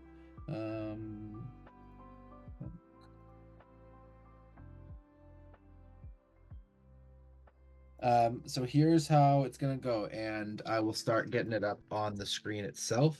But I'm gonna start trying to do combat to be whatever group rolls the highest gets to go first, and then the other group gets to go next. So you all with a 24 and a 22 are the highest group, which means all of you will go before the enemies go. The initiative is Levi, Tenebris, Bjorn, Elior, and then Click. But while I would ask you to think in that order, if one of you wants to do something that would need to go first or after someone else, I'm fully going to endorse that for this campaign, as long as we don't spend like half an hour deciding the most optimum way to channel our stuff. But I think being able to team up and do things simultaneously or in a different order can be cool. So with that being said, Levi, you are up. Also, with that being said, does anybody have anything that they really want to go first? No. I think Elior would later on want to go first in most situations, but for right now, he's never fought like this before. He's mostly, he's fought, but this is the first time he's been in the middle of it. Pat, where are they?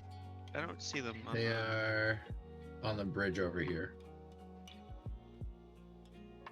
Oh, gotcha. Oh, I don't see them. I don't see him either. You don't see him? You don't see I them. can see them. Invisible Toggle kobolds. visibility Oh, state. cannot- Can you see him now? No. No. You see Nope. him Yeah. now? No. There. Nope. He's right there. Nope. That's super strange. You see them? I can see them. What? Weird. Yeah, like they're both standing at the very front Yeah, of the they're bridge. both on the bridge now. Yeah, David, your thing is right next to them. I don't see them. That's so I interesting. see my thing is right here. I'm gonna reload and see if that helps. Oh, Yeah, that's that's a good not where idea. we are on my screen at all. Hang on, I'm gonna reload. As the only one who has it working, I'll reload. That'll fix everything. I will also do Reloading. some. There they are. I found them. Oh, there they are. Oh, I see them now. I'm still over here though. Now I'm over here. Oh, I see you. So you guys had all been over There we there. go. I can see them all. Technically, hang on. Now that you can see them, let me Oh move no, because it's Lyra. Yeah, Funk he was hasn't over updated here. my picture. Oh no, I didn't put click in here. That's Lyra. Wah, What- wah. what an Wow, way to remind me of absolute my dead character. Failure. We don't Oh have Not to my take. like traumatic or anything. Yeah, Sandy, we don't have to take like psychic damage every turn. Yeah, Because of I think Dewey? that will be required here. Cool, I'm gonna Um, spook you, bitch. Sorry. I apologize for that. I will fix that before our next session. So Funk, no, don't re-roll. God damn. Damn, good job, Funk. Nice.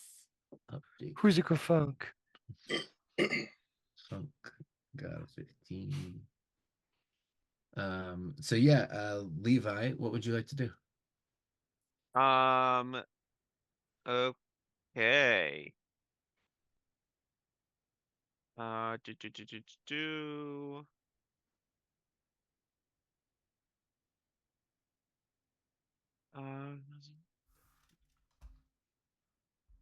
All right. So, you will see.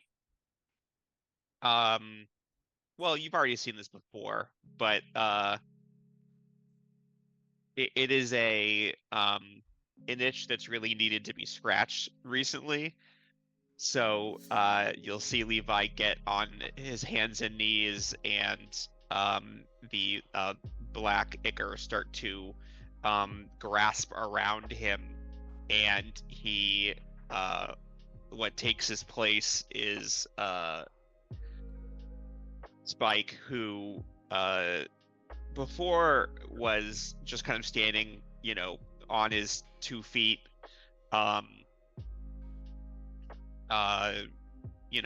still scary looking monster creature, but fairly passive. But he's very bestial now, on all fours, kind of growling, gritting his teeth, ready to go. You will see him start to take off, running.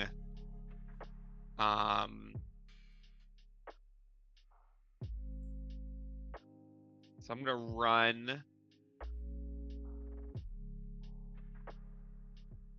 I'm gonna run to about here, Pat, and then I'm going to jump from here onto the bridge. Okay. I would like to rage. I would like to rage. Probably. For the roach. Bum, ba, da, ba. Ba, ba, ba, da. And let's see. I don't remember jumping. Jumping is like. Jumping is you can jump up to your strength score in distance as long as you have the movement to do that. High jump is a little different, but Oh, okay. Then I won't jump, I guess. Because that's my max movement. gotcha. I guess I'll dash then. Yeah, I'll dash. So you'll see Spike will have ran up on all fours and stops, and just kind of like who's in front of me? Taser. Taser. It's kind of a scene of like Taser, like just like slowly looking up, and you see like drool coming out of Spike's mouth, like a long kind of spiky tongue kind of like whipping around.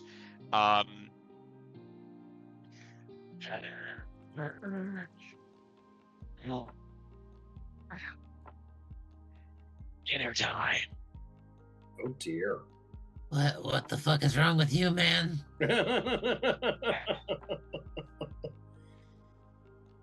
But that's all I can do because I dashed. So that's my turn. Alright. He is horrified. Anywho, Tenorus. Hang on, because I have to get the angle right.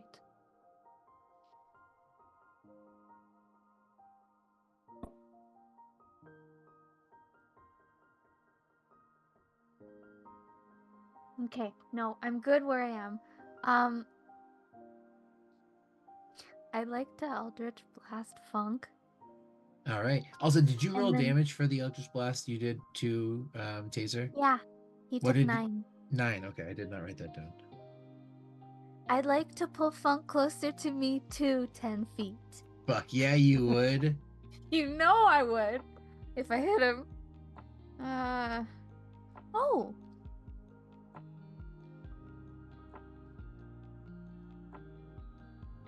Does a 21 hit? Fuck yeah, it does. He's gonna get dunked. Yeah, Funk getting dunked. Where's my damage?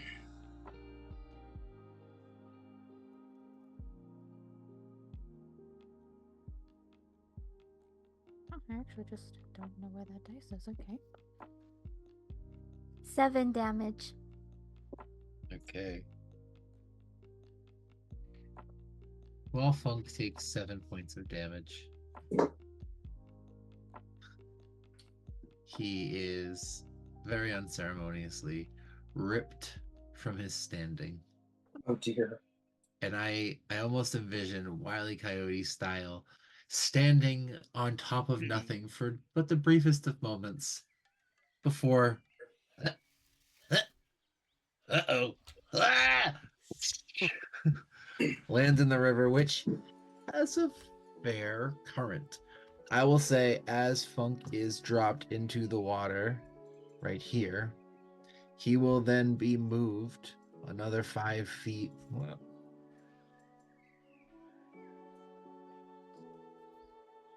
you're not gonna. You don't move with the arrows. We'll work on that.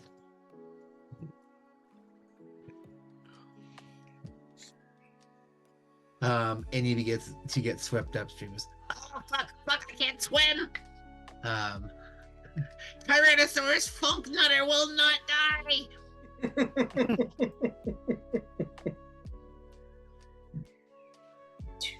Excellent. That was fantastic.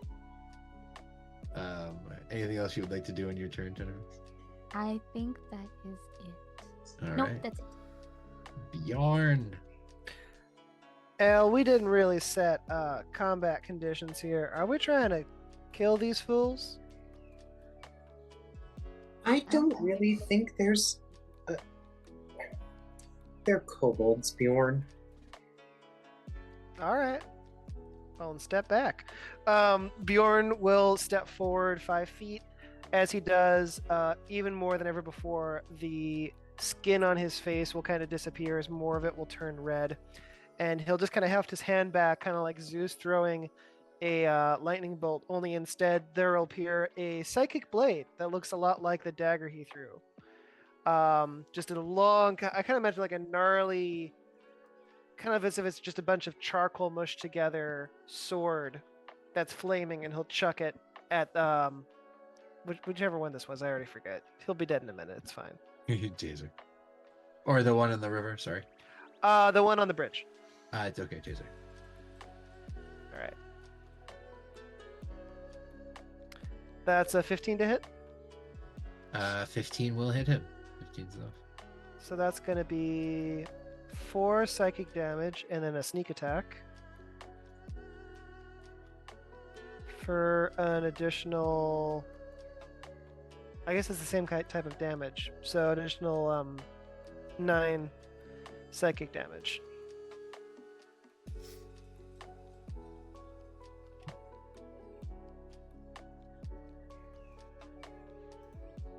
Awesome. He is not. He is still standing, but he is not looking excellent right now. Cool. I think I even at this level have a bonus attack if I'm reading my kit properly. Because it says after you attack with Psychic Blade, you can make a melee or range attack with the second Psychic Blade as a bonus action. Yeah. Fuck yeah. All right. That's only an 11 to hit, though. 11 will not hit him, unfortunately. All right. Fair enough. All right. Anything else you'd like to do? Any movement? No, Bjorn will just stay. Actually, you know what? He'll step back to kind of screen Elior. And that'll be it. To screen? Oh, like hide. Okay. Like to protect Elior in case there was a shot fired that way. Yeah.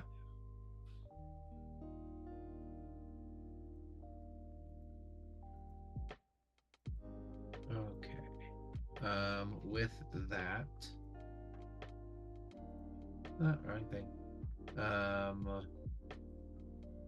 Elior. He said he's not looking too hot. He is bloodied, which is a condition I intend to actively use in this, but I am not on this encounter. Oh, I forget what bloodied means in this. So game. bloodied will mean is at half health or less. And I will intend for at least some enemies, at least bosses, to perhaps act a little differently when in a more threatened manner. But I haven't done anything with that yet, so just know now they're at 50% or less. Let's see 1 second.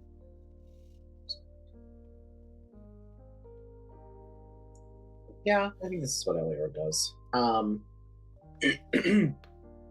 Elior, when Bjorn goes to block him, Elior is gonna go, like, because he's a little bit shorter than Bjorn, is gonna be like, Bjorn, and it's gonna like try to push him away, and he's gonna pull out his short bow, which in my mind is like a laser bow, like the string is made of like laser string. Love it. And he gets down and he pulls out a little cartridge and starts to pull, and as he pulls, a laser arrow forms, and he's going to shoot this kobold. I should probably roll if I should hit first. That's a 12. It's not gonna 12. You're shooting the one on the bridge? Yep. That will not hit. We'll shoot in, but we'll hit against his armor and just kind of get snagged through there, not hit his body. All right. And then Elior is going to go, oh, darn it. And then he looks over to Click and he goes, do you trust me? Duh. He takes a breath, and as he does, you see shimmering down at the top of Click's head, it looks like cybernetic wiring in all different sorts of like pink and purpley and orangey colorways start to swirl down. It kind of looks like it's knitting you a hat as it goes. And you are inspired. Wow. Love that. Cool.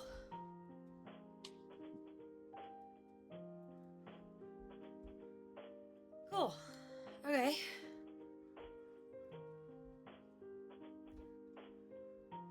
All right. Anything else you'd like to do in your turn? Nope. Elior's sad he didn't hit the kobold with the bow. There you go. But he really hopes Click will. With that, Click. I'm gonna laugh so hard if that kobold is dead before Levi's spike even hit it. He's gonna be so pissed. It's gonna be so bad. I'm so scared that I'm not gonna hit him. You can do it! I'm not gonna lie to you guys. I didn't think that I was gonna get to go, so I wasn't really thinking about it. Alright, here we go. Do it for the comic relief, Christina. Come on. Okay, I'm gonna run my whole 25 feet. Oh boy. Yep. I'm so little. How many is 25? I don't even know how to use this platform yet. All right. 15, 25. Okay, cool. So I can get to. And I'm gonna shoot him with my bolts. I'm gonna two-hand it. I'm gonna pew him. All right. You shooting taser? Yep. Okay. Roll better. No, I'm gonna pick a different one. I don't trust you anymore.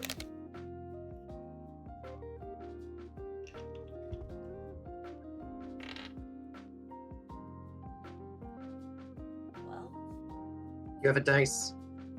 You have an inspiration dice. is that advantage or is it plus like a D something? You It's a plus D6, right? plus a d6. Not to tell you what to do, but just remind you. 15. 15 will hit. Okay. Hey. When Click goes to fire, on her little hat are goggles, and the little ethereal goggles will go in front of her eyes so she can aim better. Oh, That was sick. They all This is kind of so- look like that probably looks so weird because she's wearing goggles like on her forehead. Then maybe it can be whatever you want it to be, but like a cybernetic object, like Double goggles. is yeah, what I- double I goggles. like it. Double goggles. Yeah. Is what I'm looking for. Yeah. Thank you. I love that idea, Ryan, because I had like such an idea of when you get to leave your bardic inspirations on people is that it would be like active garments. It's like, here's a scarf, you get to wear this until you use it up, and like you send people away with the garments that they get to use. I love that. That's so cool. That was the Yeah. plan. But the idea is that he's making like a hologram out of the weave, basically. That he's like Yeah. knitting a hologram out of the weave. So cool. So cool. 9 damage. 9 more damage to taser. Okay. He's hurting. He is certainly hurting. He's not dead. He is not dead.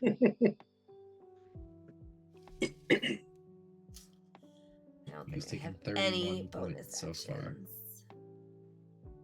I'm bringing you all with me, but I'll be right back. No, I don't have any actions. No bonus actions. Okay. We don't want to hear you poop, Ryan. Why not? I'm taking my pill. There was one time Sean took us on a bathroom adventure, and that was Yeah, it was I know. memorable. Interesting. I feel like he took us on multiple bathrooms. Yeah, that was a common thing near the end of that campaign. Okay. With that, it is Funk Nutter's turn.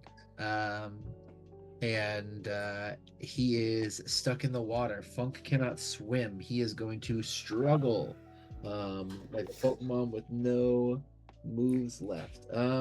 Struggled okay, which means he will be able to use.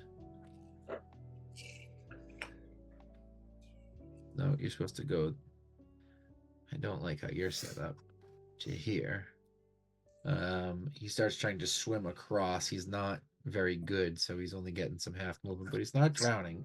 And he's not going further with the current, so he'll take that. He can't do that in the water. He will actually try and use a dash. And he shouldn't have done that. He will end up going 10 feet up the river, but he will get one more over. So he's trying to make his way across, but he is getting sent back up. And he's not a very strong swimmer. That is Funk's turn. Taser, on the other hand, is pretty tired of getting beat up by y'all. He would be happy to not do that anymore. So he's gonna try and push you, Levi Spike. You'll pay for this. Ooh. 18. I need you to make an athletics check, please. You need to beat an 18 or he's going to attempt to toss you into the water. Oh no. That's a 6 on the die, plus 4, that's a 10. You are raging, so you have advantage. Oh, yes. I love barbarians. Barbara was almost a barbarian. She played like That one. is Yeah. a natural 20. There you go. Taser will grab you with both hands, and I imagine like begins to grab Levi's body and throw that in, and really think that that's about to work, without realizing that all of Spike is like intertwined almost in this bridge, and like the thought of trying to throw Levi off of this is just completely impossible. And once Taser realizes, like, oh man, it'll kind of like gently let go of Levi's body, will pat like, listen, it's and he can't disengage, but he will try and run away from you. Will you take an attack of opportunity? All right. I am going to bite him. Fuck yeah. Natural 1. No! So he will turn and start running very quickly, a little too fast to be bit. As you chomp in with your jaw, he's going to start skedaddling. He will take a step off the bridge, and he will go, "Sorry, Funk, I'll remember you." 5, 10.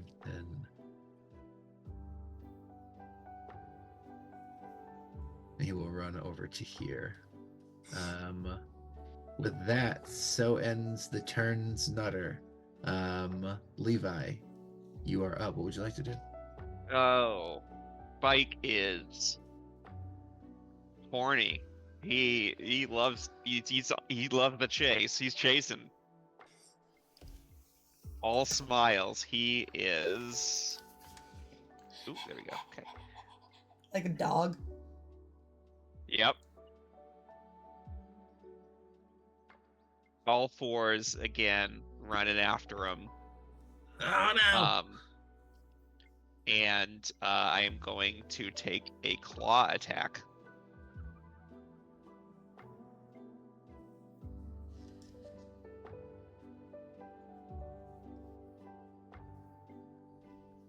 Uh, 15 to hit. 15 will hit. Nice. Right. That is 4 slashing damage. And then once on each of your turns, when you attack with a claw, using the attack action, you can make 1 additional claw attack as part of the same action. All right. So swipe again. 14 to hit. 14 will hit. He's not using shield.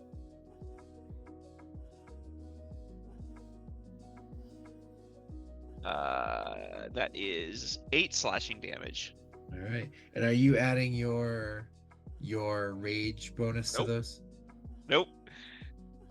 So So that's another plus 4. 2 attacks, that's +2 each. That's +4. How do you want to do this? Ooh. So you'll see Spike, instead of like a regular claw, he takes his hand, his claw, and shoves it through Taser, and uses his second claw and shoves it into Taser, lifts Taser up, rips Taser in half with Oh my both God. arms, and then like sits down, like cross-legged, and like will start to like eat Taser. Taser Like, just take bites. So we need to teach you about subtlety. Elira, And timing. Elior's next to what looks like a sewer grate on my map, and he just turns around and barfs. And he's like, Did I do something wrong? Well, you did great, buddy. What for me? I'm gonna just sneak around and just Eldritch Blast our friend a little closer, see if we can get him out of the water, maybe. Okay, While Go all ahead. of this is happening, real quick, just go ahead and attack. What does Tenebrus's Eldritch Blast look like, if you know? hang on just a second, because I have to math. Yeah, go ahead now. 15. 15 will hit. Listen, I'm trying to add Funk. 5 and 10. It's far too complicated. I That get is it. a I difficult do. one. I do math all day at my job, and by the end of the day, I'm like, no more math. All done. Okay, so he needs to come 10 feet to me, but only do 1 damage this time.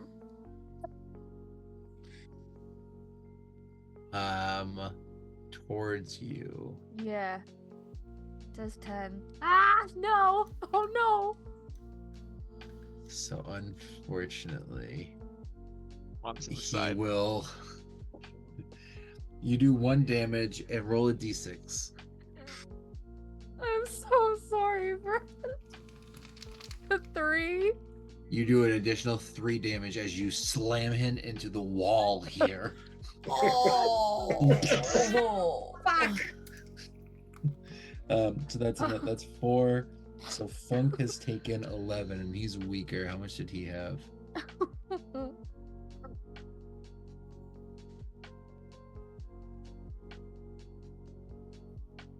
Oh, okay.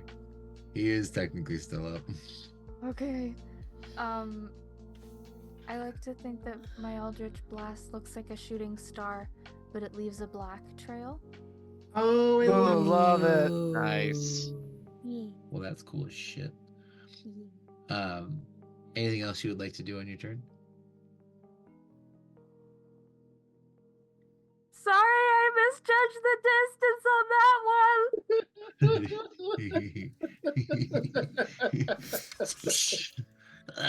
It's okay. I love-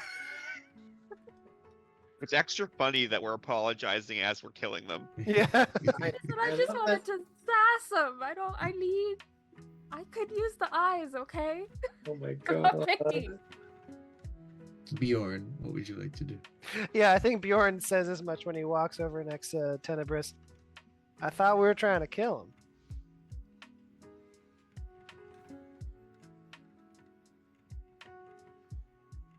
Nothing? Alright, I'll finish the job then.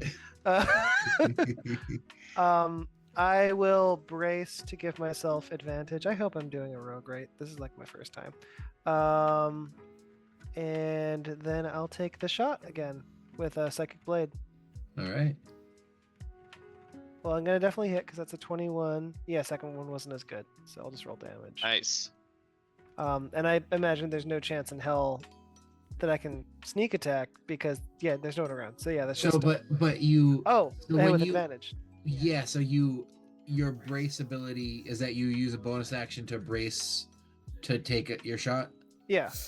So when you have advantage on the attack, whether someone is near or not, you can make it a sneak attack. Gotcha. Wait, I don't even have the fucking brace ability. I'm sorry. Okay. I don't know why I thought I did. Maybe that's a Baldur's Gate thing.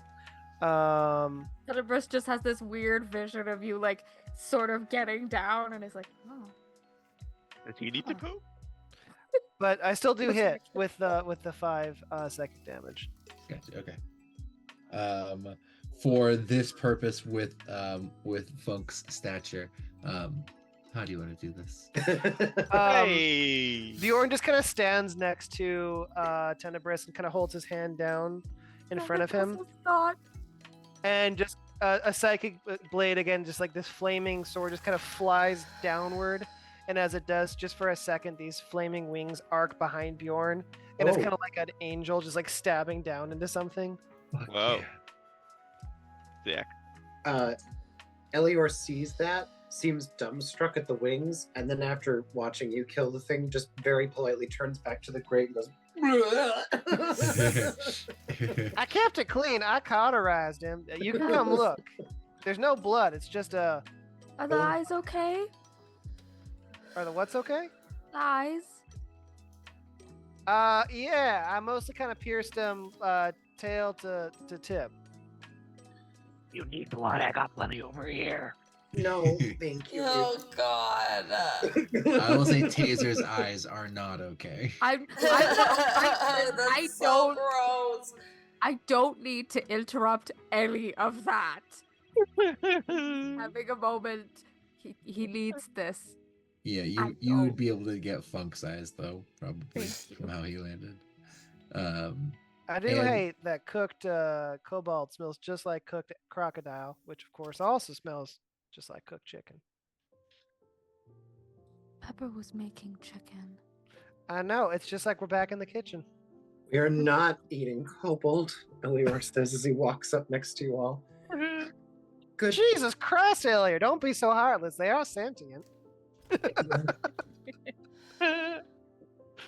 Good job, team.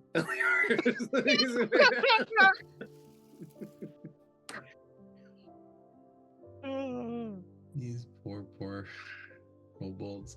I love how our Um, first combat. They antagonized us. What do you mean? You murdered their brother.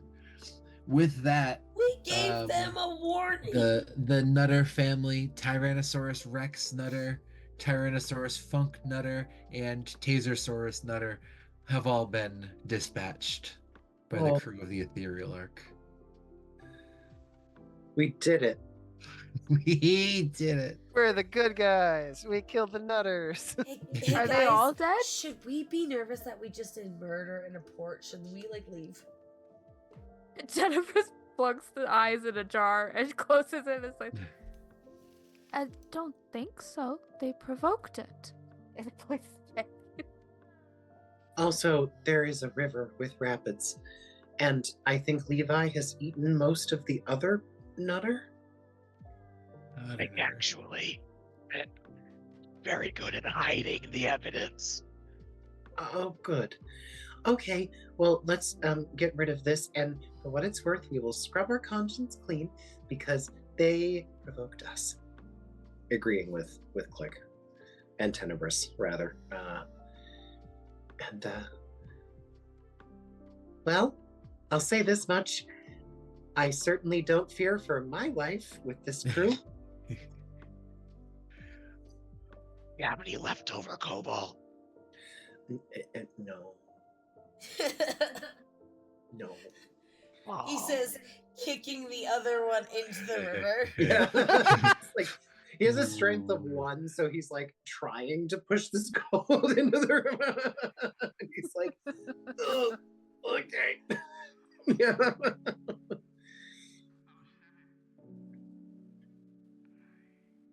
So Fink is gone. And with that, you have dispatched your first live combat enemies here in Planet Culex, on your way to discover the whereabouts of a nefarious crime bag. Do you have any leads, direction, want to do's on your search for this potential bag of crime? I want to remember that I have a steel defender next time. I'd like to remember that I can speak Celestial. You know, if we ever met a Celestial. There's just been a To the off giant chance. robot standing behind Click, just like, I'm here. Oh, I love to think the Click is sitting on it. Just riding Could Pablo be. through the streets. Yeah. Well, think- because Levi is gone, so you can't sit on him. He's busy. Yeah. I think we'd want to go back to the bar and just see if those people are still there. Otherwise, just keeping an eye out for anything else with that kind of squid symbol on it. All right. I'll say as you leave the scene of this crime, you do see a few port folks start to make their way back, seemingly having taken a break for lunch, getting some coffee. no one seems particularly concerned that there's a container that crashed here on the ground, or that fish and seaweed and water has been splashed all over. In fact, as you're moving away, you can see someone starts to pick the container up with a crane and move it over to a junk pile, as if it is business as usual. You head over. I believe the bar you were at was the Last Drop. Make your way in. It is the same Larkanite waitress that is working. We'll kind of give your group a once over, and realize she's probably gonna grab a few more menus. Getting in, you notice right away the booth where the folks had been sitting at is now empty, and they seem to be no longer on the premise.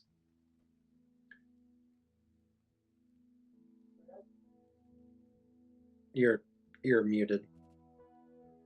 Sorry. Well, that was the main lead I had. Hillier will look at the Larkanite waitress and go, "Excuse me, miss. May I ask a question?" Oh, sure. My friend was in here not too long ago and happened to notice a group of individuals at that booth over there. They're friends of ours, and we seem to have lost track of them. Do you happen to know where they've gone? We're terribly worried. Make a persuasion check. Persuasion or deception, Pat? I will let you choose. They're functionally the same thing, so we'll do deception. That is a 25. Okay. Oh, that would have been a good roll if it wasn't against a bard. She looks a little confused. Got the impression that Bjorn wasn't familiar with them, but god damn it, it's been almost an hour or two now, so he did seem interested in them. Asked them to maybe watch out for him, which did seem a little unlikely. Maybe he did know him and I just was off. Yeah, they she kind of starts thinking. They took off just about an hour ago. I'd say Bjorn, you would have left at most 2 hours ago, probably not quite. And just they paid off their bill pretty early, and then they sat around finishing their mozzarella sticks. Like I told your friend, real good tippers. I'd love to see them back, but they were not locals. The amount of mozzarella sticks they ate was the most disgusting thing I've seen all day. Ooh, It was where damn are near- those bathrooms in the city? I bet When that's where they are. when she says mozzarella sticks, Elior is still recovering from Spike and is like trying to suppress another vomit fit. So it's like, yes, I'm sure they needed a place to digest. Did you happen to hear anything about where they might be going? I genuinely didn't. The little one, he mentioned needing to get clean. I will say they did not smell the finest, and that was not just because of the immense amount of cheese that they consumed. No, I can only imagine. Do you happen to know where the closest inn or boarding tavern is? Closest inn or boarding tavern. I don't know what boarding taverns are. It's just what came out of my mouth. So yeah, inn or well, tavern. Space hotel. In there space. is the Bilica House. Boarding tavern, I imagine, is what is in Treasure Planet, like what they own. Oh, sure, that's fair. The Bilica House is right nearby. That's one of the nicer establishments in the port area. I think Lone Ships has some rooms upstairs, but I wouldn't call that exactly the nicest. And then we got a Hilton, but Horses take it or fucking leave Hilton. Universe takes 2 steps back. It's owned by the God Empress herself of the Alpha Galaxy. Oh, I believe her name is Rome. Anyway, Elior looks up and goes, I appreciate your help. I'm so sorry to bother you on your shift, and we will be returning later to eat some mozzarella sticks.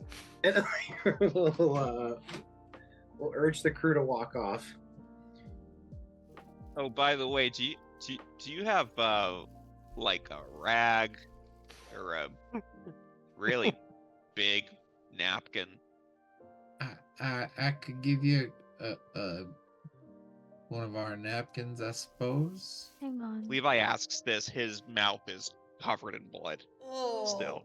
Tenebris turns and is like, why do you not dip yourself in the river? And then you could... Oh, good idea. Elior will stop Screams. Levi. Yes. Elior will stop Levi if he'll stop him, and then he'll cast Prestidigitation, and a little cybernetic napkin will start to wipe down his face. Levi's like, oh, this is sick. Huh? He like tries to move his head to like try and dodge the napkin just for fun. Elior will catch up with him, and then he's done. And he's just sort of twiddling his fingers around, but like the napkin seems to be knitting itself into existence and then unweaving, and then like it's just a constant stream of napkin that's like coming together and then coming apart. That was way too much explanation for a cybernetic napkin, but you get the point. Yeah, it goes, okay, much better. And for future reference, I can always clean you up after you have a nice big meal at the barbecue shop. Elior says as he walks away. Waitress seems very concerned, but is not going to follow up on this. Levi has a moment of like confusion a little bit. He leans over to the waitress and he's like, he wants to bone me, right? Did I just get that, or does he want to bone me? A nice big meal at the barbecue shop was one of the books you bought him. So Inspiration, perhaps. She kind of looks at you and looks around. She's like, what was that? Just a second. And responding to no one calling her, is like, I'm sorry, I need to attend to the table. And goes and just walks back towards the kitchen. It was a simple question. no matter what you read in that book, don't use barbecue sauce for any lubricative purposes. All I'm saying.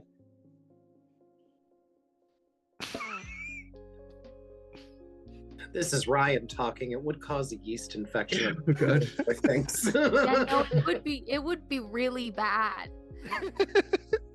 Like I said, don't do it. Kind of sounds like a challenge. It's not. It's not. Ooh, but you're fiery, right? So if we put it on your dick, right? Like, Oh God. it would burn off, maybe? Right? Have you ever like put a sauce on like a food and then it kind of sticks to the burner? Like that's not like a good texture, flavor, or smell. You know? Hey, don't think everyone hates that flavor. Anyway. A group of droid nuns is rolling past as this conversation happens. Just And explode. They all halt at the same time, turn their heads towards you, look in disgust, turn their heads back, and continue rolling back down the path. Tenebris, out of sheer just like muscle memory, curtsies at them, recognizes what they've done.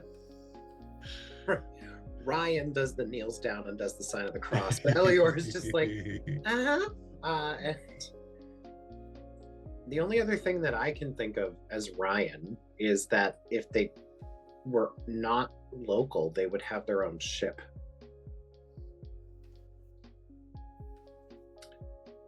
Well, if they're So I think Elior would raise that. Well, they definitely have their own ship because they flew at us that one time. Oh, these are No, not people- the kobolds. Yeah. Oh, right. Sorry. I'm tired. Oh, it's okay. I'm getting there too. Where did we park at the port, though? Like, did we see another fucking ship. There's probably a Parts. lot of them, right? Yeah, there were other vessels there. Okay. If you were a good tipper,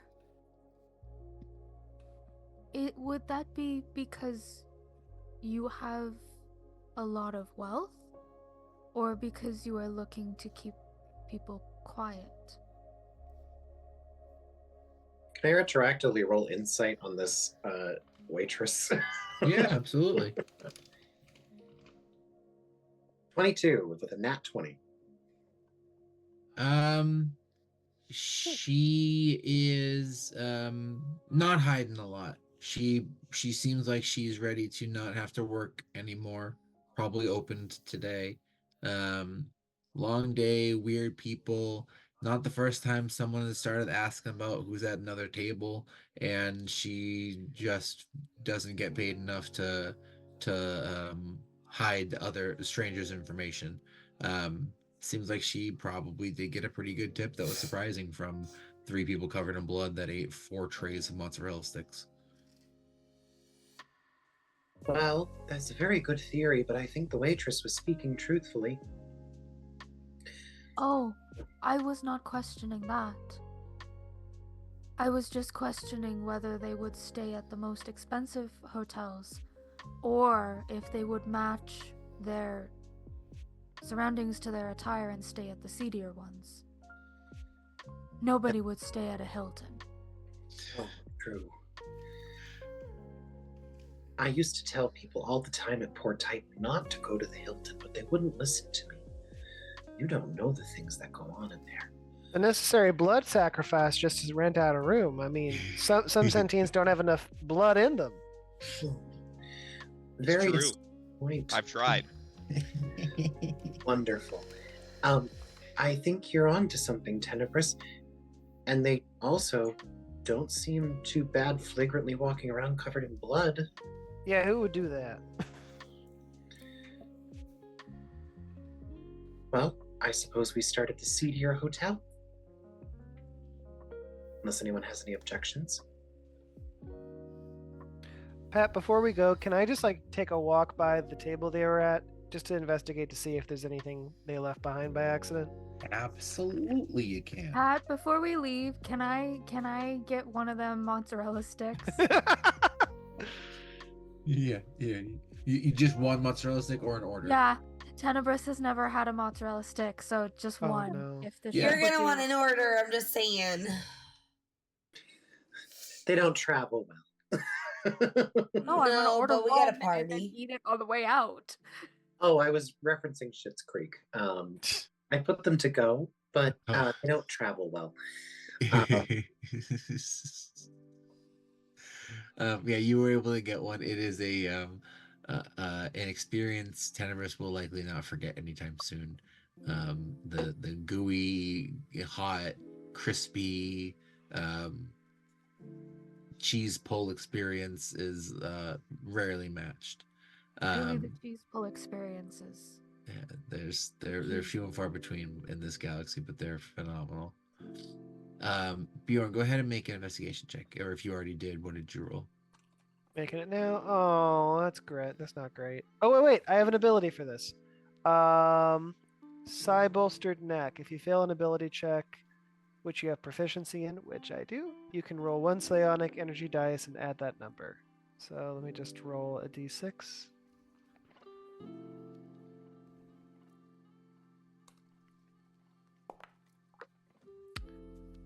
All right, that totals to a 11. Still not great. Okay. Within 11, the waitress has already cleaned up the table, gave it a wipe down, put some new settings in. You can tell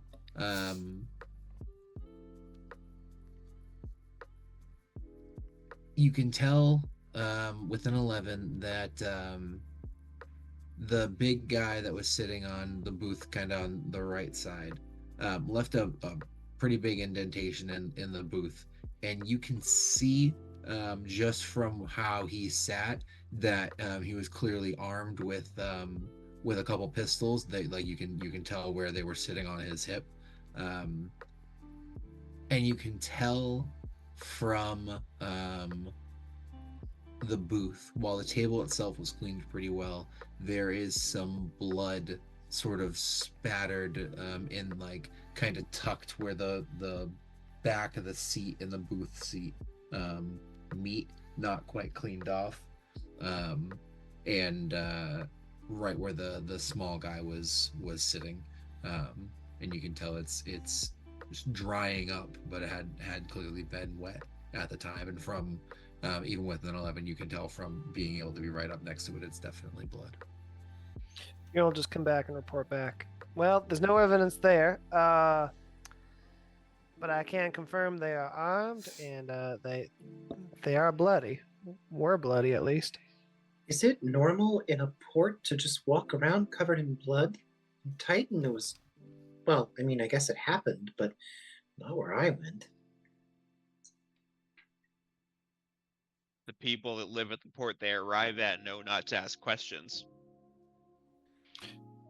Pat, what is the vibe? Because I mean, this was like a sports bar. Should this be like ringing any alarms that no one really cared? Like Bjorn doesn't care because Bjorn's Bjorn, but it's not normal to be about with blood on you as far as you know. Definitely should have caused some alarms to go up. I would say the thing, and a few of you have probably run into Gaprex before, the mosquito species here. They are sanguinites. Is that the term? So blood is part of the diet for some folks here. Maybe that's why it wouldn't be as notable. But I mean, to someone like a Larkinite, or there's a lot of species at this port. It's not just the Gaprex. So it should have probably been noted. If it wasn't, then maybe it was the sort of situation that people weren't feeling like they could speak up about it, perhaps. what I'm seeing either, my supposition is there's something magical going on, making it so people aren't seeing what I can see right on this chair, or everyone knows that this is a group of people you don't mess with. It's another reason to be careful either way.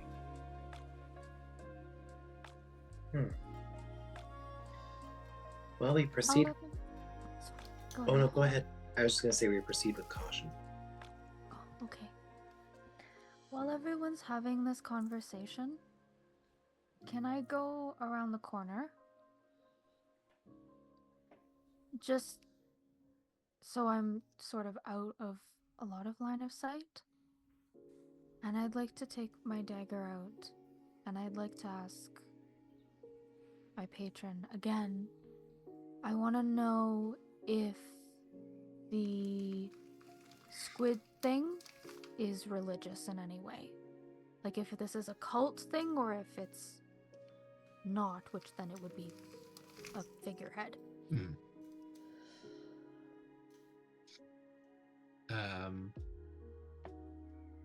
Go ahead and roll a d12. 12? Mhm.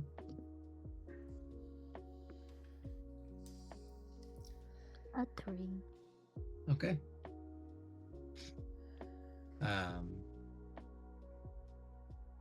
You focus on this symbol that's been detailed.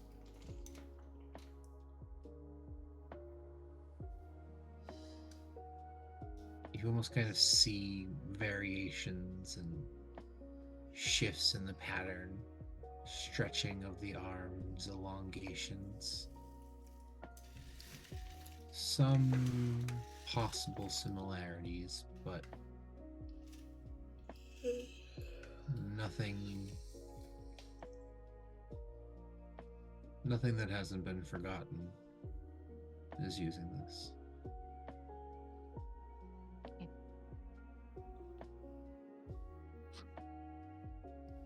With that, as you return from this search, blood drying, the search still a little vague. A few possible clues, but not much direction. We'll go ahead and call the session there for the evening. I will say, if I can just check one quick thing.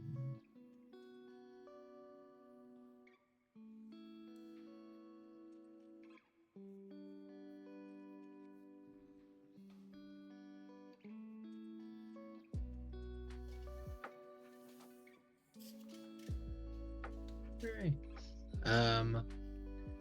We can talk about what specifically it means either over this next week or next session, but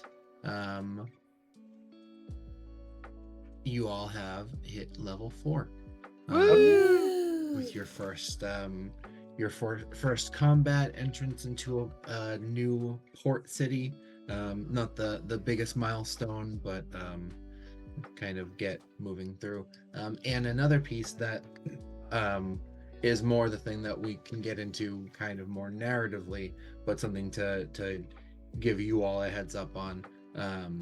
Your brief interaction with the Splinter Uncontained has had only a mild effect on you all, insofar as it has granted you each an additional attunement slot. So you all are capable of attuning to 4 total items. You will learn this role play wise, that the Splinter has sort of gifted you a little in your time unprotected from it, but just for your information. I don't know exactly how D&D Beyond tracks it. I think realistically something like won't be able to be attuned for real, or we'll have to make an item that's attunable but not for you. We'll figure it out. But just for your information moving forward. Wonderful. But yeah, any thoughts on leveling up or anything, let me know. But otherwise, thank you all. That was a lot of fun. Well, thank you. That was a good time. And we'll talk when Sean's here about migrating to Discord. That sounds good. Yeah, we can do that. We can For send sure. a message in the Facebook. But yeah, I'm totally cool with moving. Ben and I work on timelines because there are people on Facebook I at least need to be like, you don't have my number. Here it is, bye. Yeah. But thank you, everyone. Yeah, thank you. It was fun. Bye, everyone. John, if you're Yay. watching, Bye. feel better. You missed a weird one. You did. Yeah, you didn't get to Oh. eat anyone. It was very fun. All right, bye. Bye. Bye, everybody.